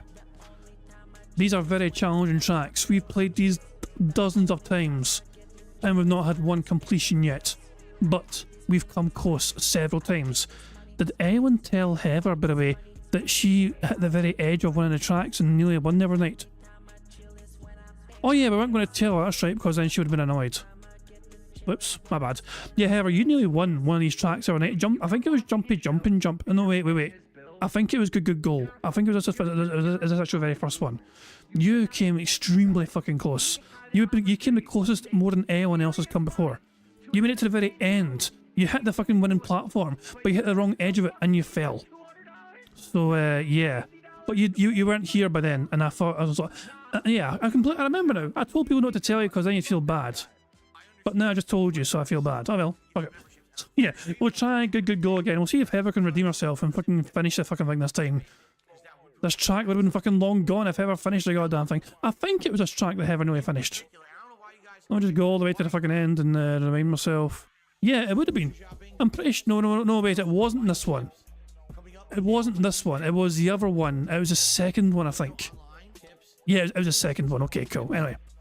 So yeah, anyway, fuck it. You know, let's go. Let's just fucking go. At time, go.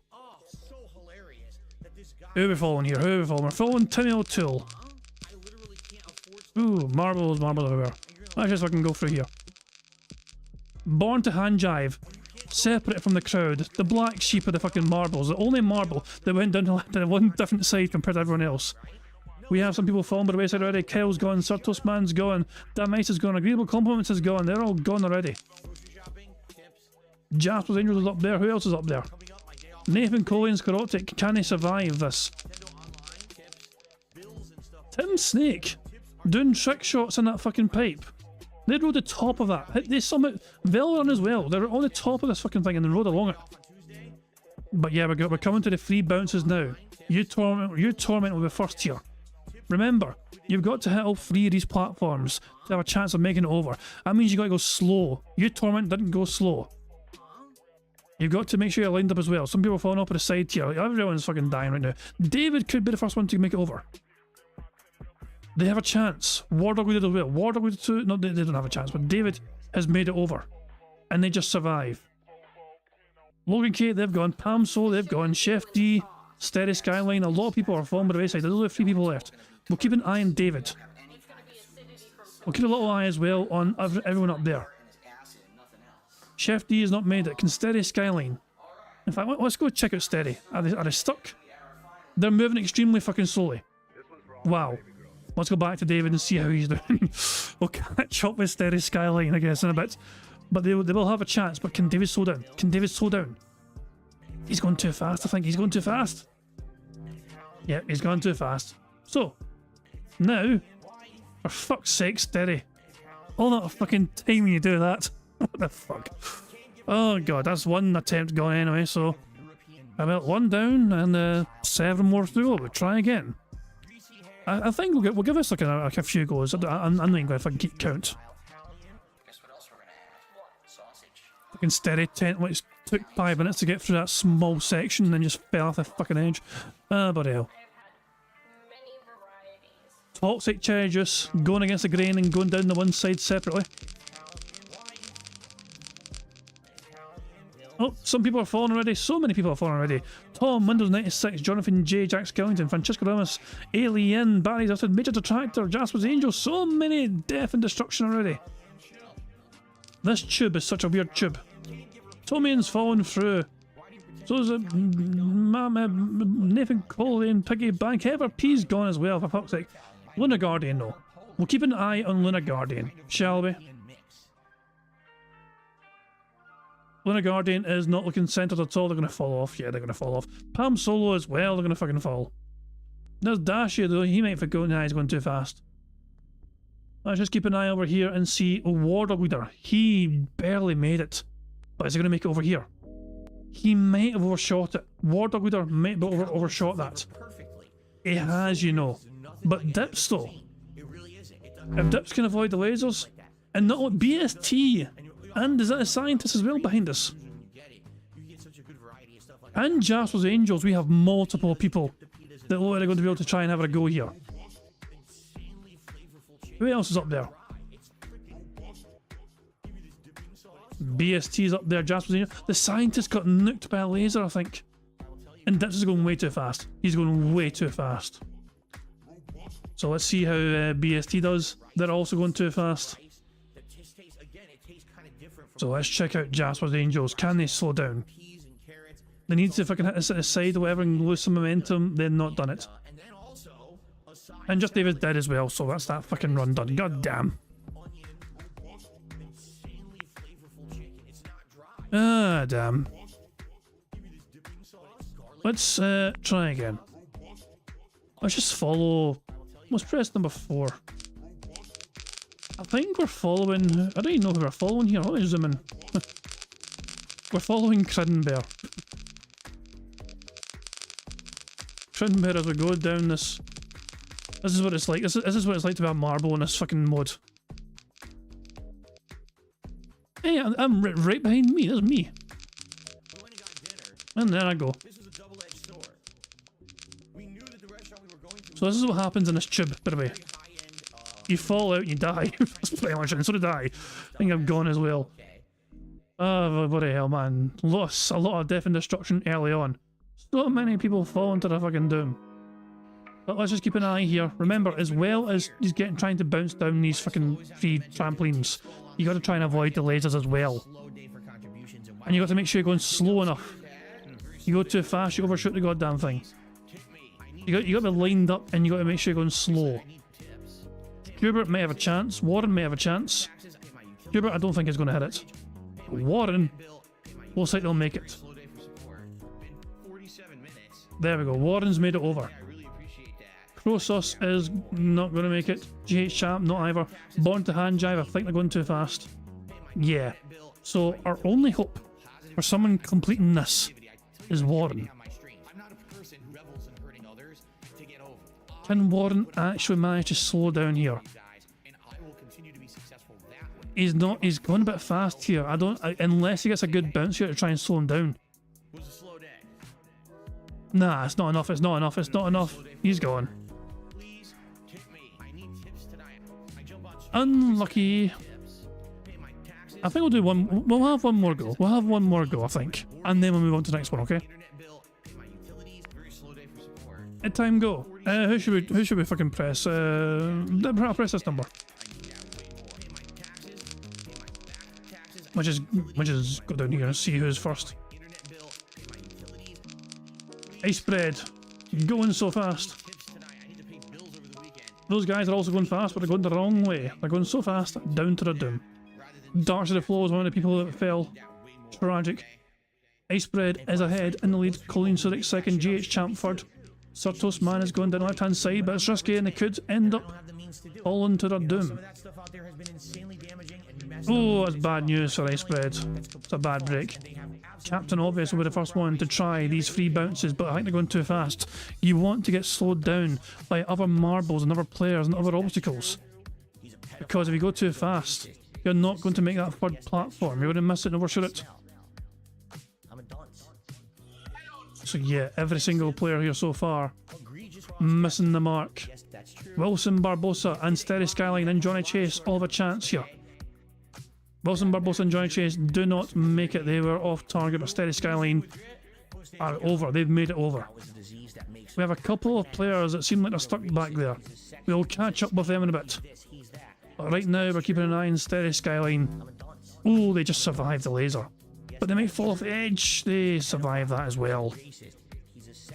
The Consortium has made it through to the end, but they're dead. Dips is having a go. Let's just zoom out here and see how Dips does. They've gone. Steady Skyline's slow down. I don't think they can slow down. It's not enough. And this Hulk's gone as well. Bump Juice. Okay, what the fuck are you doing? He might survive this. Yes, He's going to that's true. survive this, you know. It was like Phil's an If he embezzler. falls now, he Phil survives. invests his money in terrorism, and Phil's a drug dealer. Well, this is a strange one. I don't understand this, but Basically, people yeah, are he's saying every oh, you son of a kind of bitch. thing they can He possibly fell say about me right through the hole. because of After all that trick shot shenanigans, they fucking just sniped the hole. That was it. It's like, fuck this shit, I'm out. Right, we're changing course, we're changing course, we're changing the course. We're going to go to the second course, Super Troll Wormhole. The one that Heather should have fucking won, but didn't he? Let's see if Heather can fucking redeem herself. No pressure, Heather, but you know, we could have been fucking done with this course if you just won last time. That's all I'm saying. so much fun Let's go. every single day. Let's have an eye down here and see who's the first one out. My life. Raining Lemur is the first one out. Everyone hates There we go. Steady Skyline as well. So many people going through here, and this first bit is obviously straightforward enough. Nobody usually dies at this first part, but it's down here. Down here is when the chaos happens. You got that thing popping out of the ground as well as that ball. money on mobile games. I love my life. Oh, there we go. Some balls are knocked off beyond. And then there's Almighty Bry. Wait. This could be good. Almighty Bry. Oh, they're going too fast. They were going too fast. That could have been an amazing speedrun if it stayed on, but they're going too fast for going good and they fell off. So unlucky. But Timmy O'Toole is ahead right now. I have so much fun. They're getting slowed down all here. They're all getting slowed down. And the lasers are getting some people as well in the tube. And people are falling off here as well. We'll follow Timmy O'Toole, because why the hell not? As we go down this little tube here. You can fall out here if you're not careful. Like some people, Lionel fell out there. So we're just going to follow Timmy O'Toole for now. Icebread and Public Scrutiny are also here. Darks of the Flow is in the mix as well. Ranger V1, but the aim of the game here, you want to try and make it into one of these tubes to cross the gap. And it looks like, we look like we're lined up here. Timmy O'Toole looks like they're lined up here. Perfectly. Ranger V1 as well. Public Scrutiny, they've all made it. Mozgus, You Torment, they're all there. Chef D. It's been tough. I always think that it's Oh. my fault. Some people aren't making it though. Yep, I'm toxic. Big drop here. Hogan's dick. My ass. That's a good exit there for Timmy O'Toole. They're straight down. They will be the first one to attempt the hole. You want to know what the hole is? Brace yourselves. You got to try and make this. You got to try and make that fucking jump into this small hole. And that's not even the end. That's to fucking set you up to get to this part. If you've never seen this before, that is a fucking challenge right there. And obviously, it's not just fucking making the hole, it's trying to avoid this bastard and fucking heart going back and forth as well. Wardog leader denied with the heart. Shot to the heart. And you're to blame. Barrett Wells has made it. We'll follow Barrett Wells, and they've timed it well as well, I think. They've timed it very well. Oh, this could be very good. Or, no, actually, I have a bad feeling about this. I have a very bad... So Barrett Wells doesn't die. If they get a good exit here, they try again. So there you go. Barrett Wells gets to fucking have another go. The timing wasn't good for them, but they were spared. They went through the portal. Jasper's Angels has made it through as well. And this could be excellent timing. Jasper's Angels has made it through, but the timing isn't there. They might get away with it. Nah, they're through. They're going through again. Anyone else down here? No, Jasper's Angels are the last one alive. Now, I want to remind people, Ever P was so close to finishing this course. They made it to the very end. They bounced off the winning platform, but they went and bounced off the wrong edge and fell to their doom. I think in order to complete this track, you need to have everything go your way in terms of things lined up. Like those tubes that rotate left and right, you need to have them be perfectly lined up first go. If you get slowed down on that second tube to get through that last part, you can get through again, but I don't think you get the momentum. I think it's all about luck, essentially. But yeah, we'll try again. We try again. Just get to the bottom. Nathan Coley's out, and Wilson Barbosa, Mr. Chips is out as well. There's Rye Bread as well. All of us are fucking there. So let's just get a good view here of all the people that get sent to the fucking moon. But some people will fly here. Look at all the marbles there, for fuck's sake. Some people are going fucking flying high.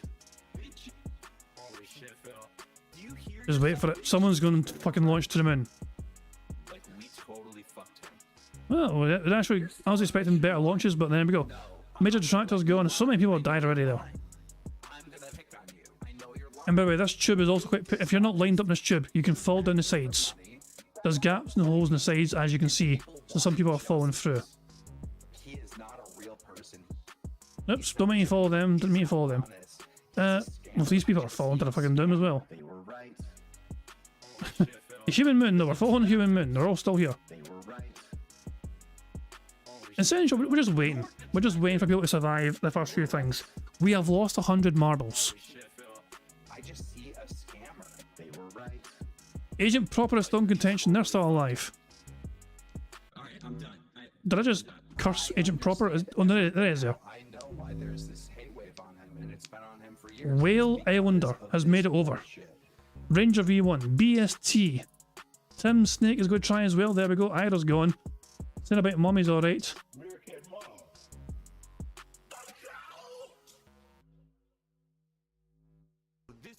So many people are stuck back here. Fuck me, man. There's me. So let's just catch up with first place here. There's Andondo falling down, but here we go. Whale Islander will be the first one to try the hole. They've not even lined up properly. They missed the ramp altogether. Ranger V1. Almost unlucky. BST unlucky, and so is Agent Proper. They're both gone. And Dondo's gone. Mr. Chips is next to try to look. Oh, unlucky. Sideshow Bob nearly bounced his way to the fucking platform. That's a fucking strategy, I guess. If you get the bounce, who knows? But yeah, this is a very, very difficult course, as you can see. Will someone make it? Will anyone make it? There's Bump just going for a try. Yep, they're gone. Support next, and who's next? We have a very few number left to try and complete this. We'll follow Gregory Lake. We'll follow them. That looked almost spot on. That might have been perfect had not been for that fucking heart. Taco's denied by the heart. Jeffrey Walsh is gone as well. The last one is Millie away. You are our last hope. Ah, you're fucking hopeless. Damn. Well, there we go. Not as close that time. Nobody had a really good serious try. Sadly, we'll try again. Once more into the breach. Oops, went too far down. JR taking a sweet time to get out the fucking map, to get out the fucking Plinko style thing. Yeah, this first bit, as usual, pretty straightforward. But let's see people go sense flying sky fucking high here. Whoa, you see what I'm talking about? Michael has been sent to the moon. Sticky Man as well. Michael might land back on the track. Michael survived! You know, with... Fuck me. Oh, hold on. Did Michael survive that just to fucking get lasered? I think Michael got fucking lasered. After surviving that insanity, I'm not sure. Can anyone see fucking Michael? I'm looking at a death message screen to see if... I want to see if Michael survived that shit or not, but I'm not sure if he did. Because that was insane to survive that big massive jump.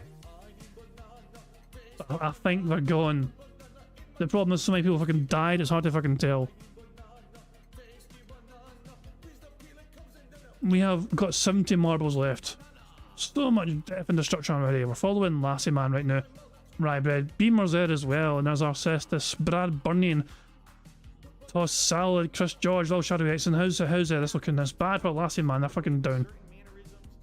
Rybread's waiting, look at fuck man, so many people are fucking falling to their doom. There's fucking lemons here. But Rybread will be able to get down here and they'll jump down. Who's next? Brad Burnian made it over as well. Chris George has made it over. Next, Zoo should be fine. Dips as well. Wolf of Midnight just about gets through. Tim Snake, All Shadow X. We've got plenty of people Plenty will survive and have a chance to get over. So it looks like Rybread and Brad Burning will be the first ones to try this next zoo. Next zoo is just fucking speedrunning this shit, looks like. They want to get by Brad, but Brad is determined to be the first one to go. It's unlucky. Oh, so much unluckiness. So many people trying and failing to get through this gap. There's Wolf of Midnight, and that is unlucky as well. Coins just fucking... Some people just fall off a fucking ramp before they get a good try. Who's next? Captain Obvious, Sick Monkey, Public Scrutiny, Wilson Barbosa. These are the last four. Captain Obvious has made it. No, he didn't. Oh, they hit the rim? They hit the rim and they fucking bounced out again. Sick Monkey weren't even that close. Oh, I thought they had it. Wilson Barbosa, your last hope. Ah, fuck. Damn. We try again. I want one more solid attempt. I want one more serious attempt. So here we fucking go. And it just gets to the point where it's so frustrating. I just want to have fun, man. I really just want to... I want somebody to have a fucking go at least, you know? Make that fucking gap. Brian A is the front runner this time. Brian is enjoying a chill little stroll and has a massive fucking following behind him. Following him. Can Brian survive this? They do. We'll follow Brian for now, because why not?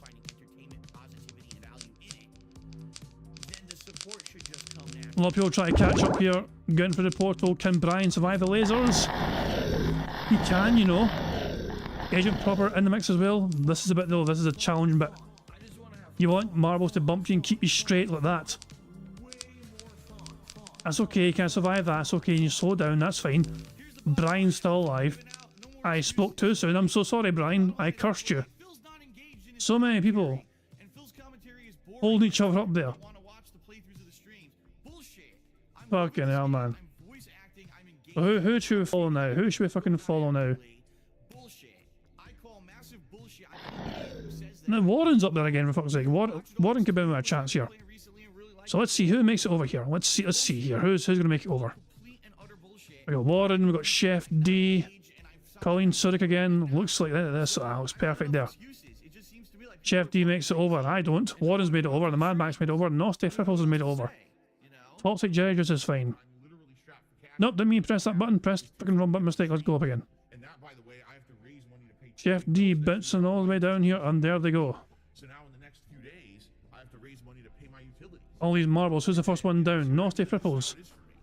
Making the big boom. Will be the first person that looks like to try the hole, unless Nasty Fripples can overtake. They can, you know. So we'll follow Nasty Fripples instead. Oh, and they just hit that. Oh, so unlucky. So unlucky. So the aim, the aim is to try and get in this hole. This hole right here is what we want to see. Somebody get in this fucking hole.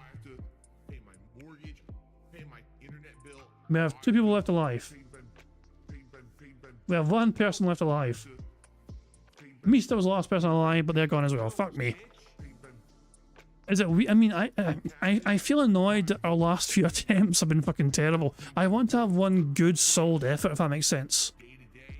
Somebody to get close to the fucking finish again, you know, to get through that little pipe to have a chance. So, as usual, we'll just let this first part roll it. This is the last time. This is the last time, regardless. Because we have one more track to try, which is jumpy, jump, and jump. So yeah, this is the last fucking time. Let's keep an eye on who gets fucking yeeted to the fucking moon here. Look, Gru got sent to the sky. Water Leader. He might be doomed. Yeah, he's fucking doomed for sure.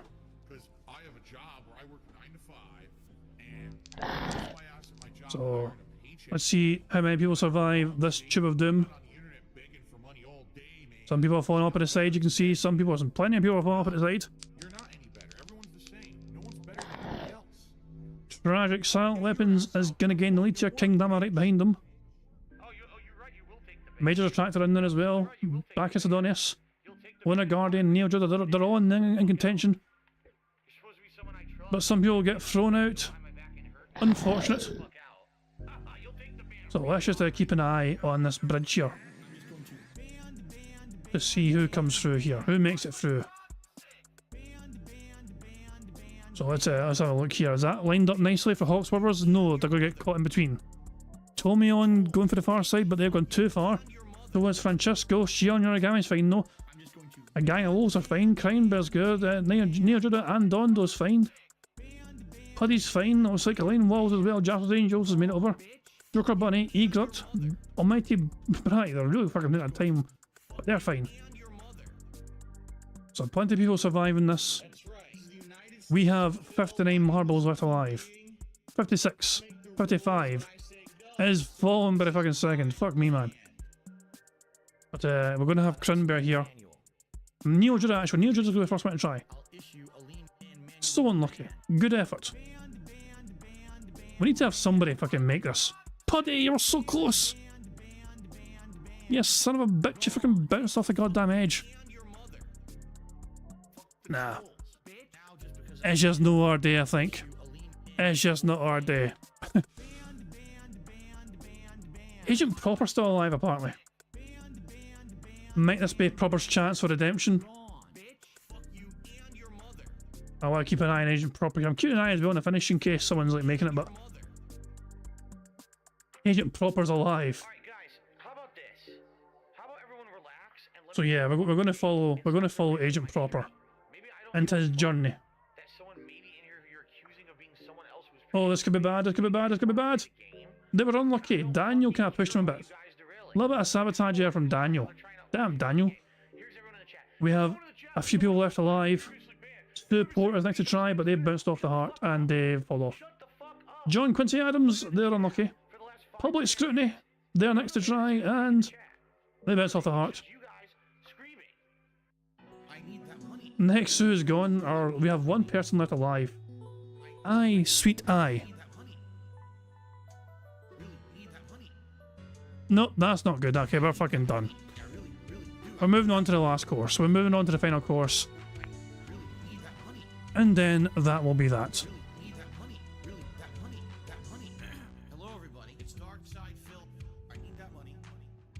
Final course, jumpy jumping jump. Now, the final course here, this one's not too bad. Oh, thank you very much to CE for becoming a member. There we go. So there we go. CE's become a bingo baddie. Nice one. Let's get down here and see who the first marble out is. Dimmick looks like the first one out. All these Game Room and Crime Bearers out as well. Meow Mix Meow, they're all fucking coming through here.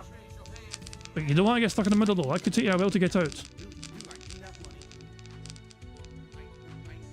This is a very tough course. You want to try and stay in the middle here. But the middle is the best place to be here. Because you just speedrun past a lot of this shit. Look at this, our Cestus has made it through the middle, so they get to fucking speedrun past all this crap, and they land down there. People fall to the sides to take a fucking sweet time to get down here. This is the challenging bit here. This part here, the arrows can send you flying. As demonstrated right there. We have lost a couple of marbles right there. Sideshow Bob and the lead, not a cookies right there as well. Mr. Differently Abled and Dondo, David Riley, Rebsy, King Llama, they're all doing good right now. And I guess, oh, I didn't even realise there's people fucking popping up ahead. My bad. Oh, that's the same ones as earlier on. So let's look at Sideshow Bob and not a cookie. This is the hard part. This is the very hard part. You get launched in a fucking cannon and you got to try and make that small hole right there. You see this one right here? You want to try and get your fucking marble in here.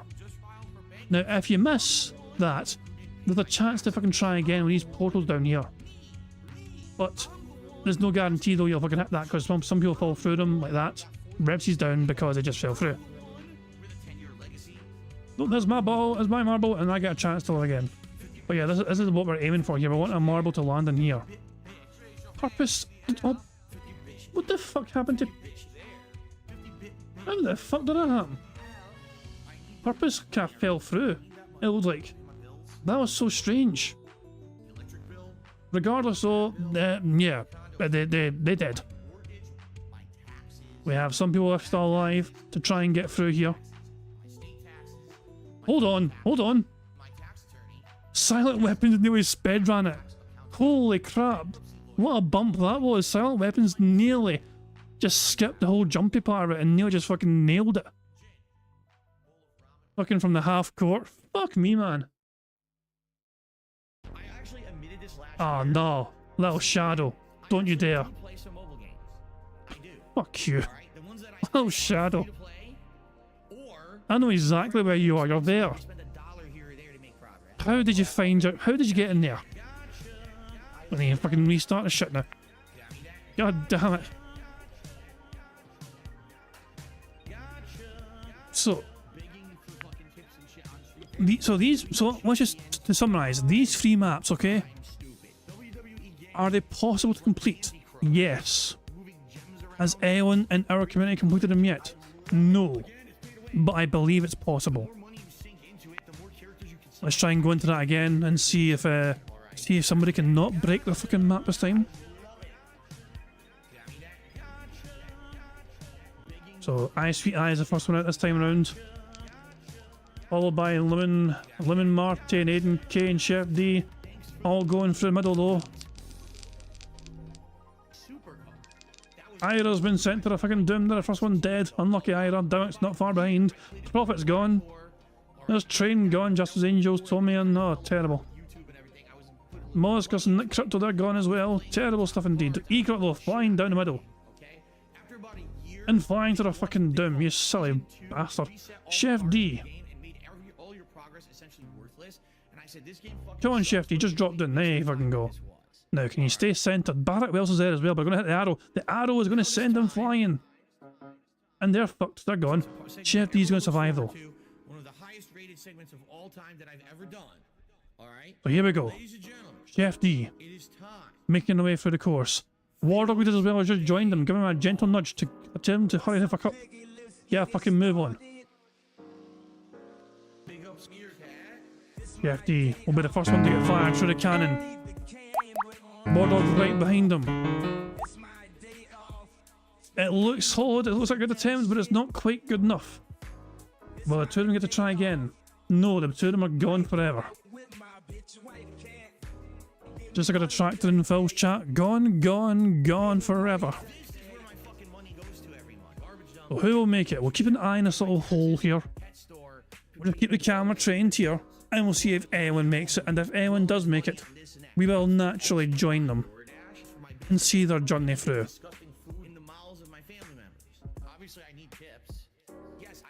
So many close attempts. Our Cestus is fucking trying to just do something different there. Brian has made it. So is Sir Toastman. We have multiple efforts here. We have multiple people who have made it. Brian and Sir Toastman have both made it. So we will follow Sir Toastman first. I'm not sure if that's good that it didn't slow down. Anyway, that fucking spinning circle thing makes you float. That wee spinning circle thing you saw there makes you kind of float. This might be very good or very bad. This... Oh, it could have been good. It could have been so good. Brian! You bastard! Brian, you're the last hope. You son of a bitch. How dare you fucking miss it. We try again. We'll give it 1 or 2 more goes and then we'll just call it, I think. So Roachbait is the first one out this time. Heather P! I'm going to follow Heather. You fucking... You cause us misery. You could have won the last... Oh, I thought you were going to fucking kill yourself straight away. Heather P. No pressure, you know what I mean? But we're focusing on... For fuck's sake, Heather. As soon as I said no pressure, Heather's like, well, fuck this shit, I'm out. Just threw himself into a fucking laser. And Have a Smashing Day is gone as well. I guess we'll follow Ethan Rumble instead. The Kaiser hit the arrow. Agent Proper, we're following Agent Proper. Come on, Agent Proper, no pressure, pal, but yeah, I mean, you're due a victory. You finished second once or twice, you've done quite well. but it's time to step up, pal. It's time for you to fucking win a fucking game of marbles. Nintendo Online tips. Tips are the liquidity Here we of go. my business. Grocery shopping. Nah, it's slightly off. Coming up, my day off on Tuesday. Will I get to try again? He doesn't get to try again. Agent Proper Bills and stuff. is gone. Tips are the liquidity of my business. So let's just keep an eye on this section. Let's see if anyone makes it. Prophet has tried and gone as well. They bounced away. Wasn't Barbosa, Mokiness there, but well, actually one of them gets to go try again. I'm keeping an eye out for somebody if fucking tries to just blast themselves back to the end. That bounce that Silent Weapons got that one time was insane. I don't understand how it happened. Because it never usually happens, that kind of fucking bounce that Silent Weapons got. That was the first time I've ever seen somebody manage that sort of fucking bounce. It's not looking good. IP2 always wins a 7 ago, and that's looking a bit bad as well, and they're gone. I think we're down to one person. Elaine Walls, who decides to just skip that altogether and just say, fuck this, I'm going to YOLO it. And they're gone as well. Fuck me. I want like one more serious go where somebody makes the fucking end. Oh, no, you didn't, you motherfucking piece of shit cocksucker. Mark my fucking words. So here's all the marbles coming through, and yes. Who should we follow? Should we just follow Johnny Chase since he's flying here at a rapid pace? This is a very tough bit. Can you survive? Oh, well, I'm going to follow Steady. I'm not going to follow Steady, I'm going to follow Jim. And Jared Gamer Freak. I'm not following Jared Gamer Freak anymore, I guess. I'm going to follow Heather. Heather, it is your redemption run. Don't you dare throw yourself into a fucking laser this time. You fucking just stay in the fucking centre here. God help me, I'm going to make sure you get fucking fired at a fucking cannon into a small tiny hole. Oh, fuck that. Never mind, Heather. God damn it, shit. As soon as I fucking focus on Heather, she's like, nah, fuck this, the pressure got to me, I'm too scared. Let's see a big fucking cheater can fucking manage to make it. Here we fucking go. It's not a bad effort, I'll tell you that. It's not a bad effort, but it's not the best effort either. So once again, we'll just kind of focus on this and we'll see if anyone makes it through. Ever thinks I'm cursing her? It's possible. It is possible. Rybread trying to just shortcut it all. Unlucky there. This is also insane.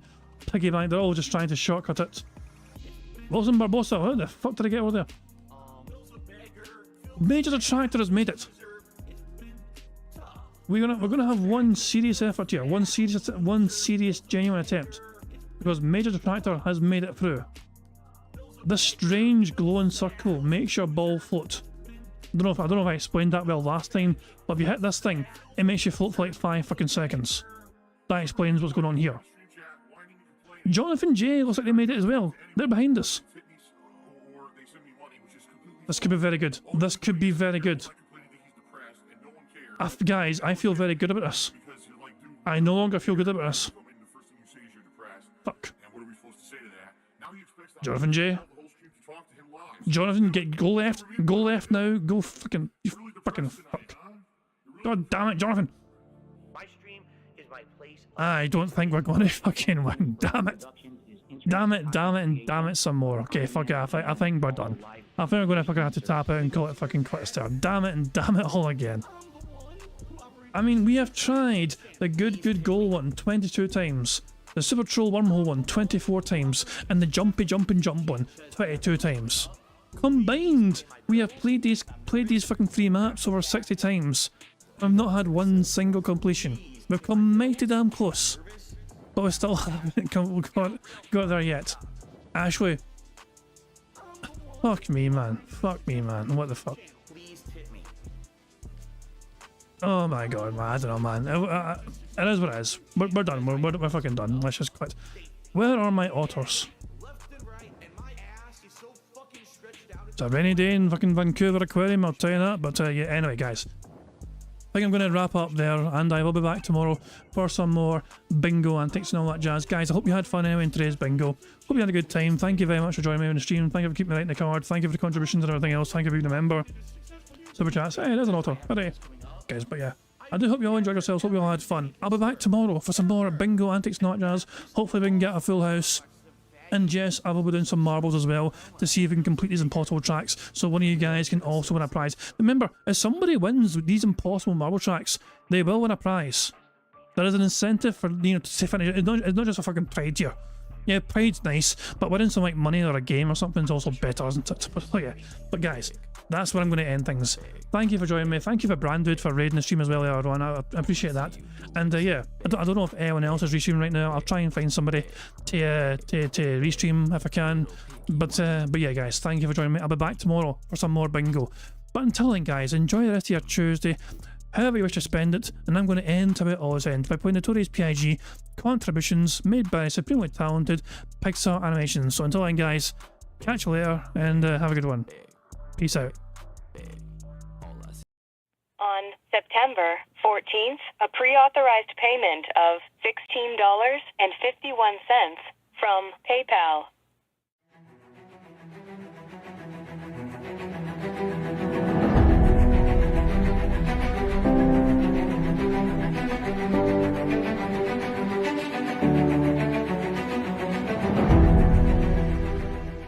All right, Luna Mills has tipped me $1.30. It says, "I'm back. What's your favorite type of shower?" When you're showered in money. When you go outside and all of a sudden greenbacks start falling from the sky and you raise your face up, you're like, oh, you start dancing, you go, oh, money, money, yeah, yeah. All right, I don't know what the hell you're talking about, but thank you for the first tip of the day.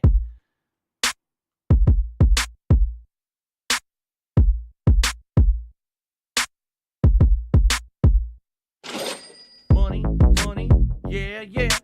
Money, money, oh, money, money, yeah, yeah. Money, money, money, money, yeah, yeah. Money, money, oh, money, money, yeah, yeah. These contributions are mandatory.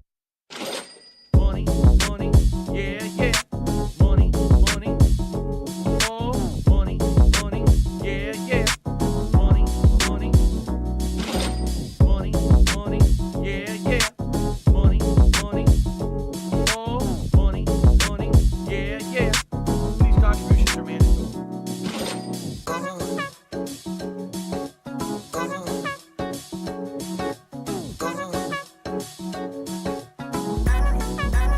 Show me the money.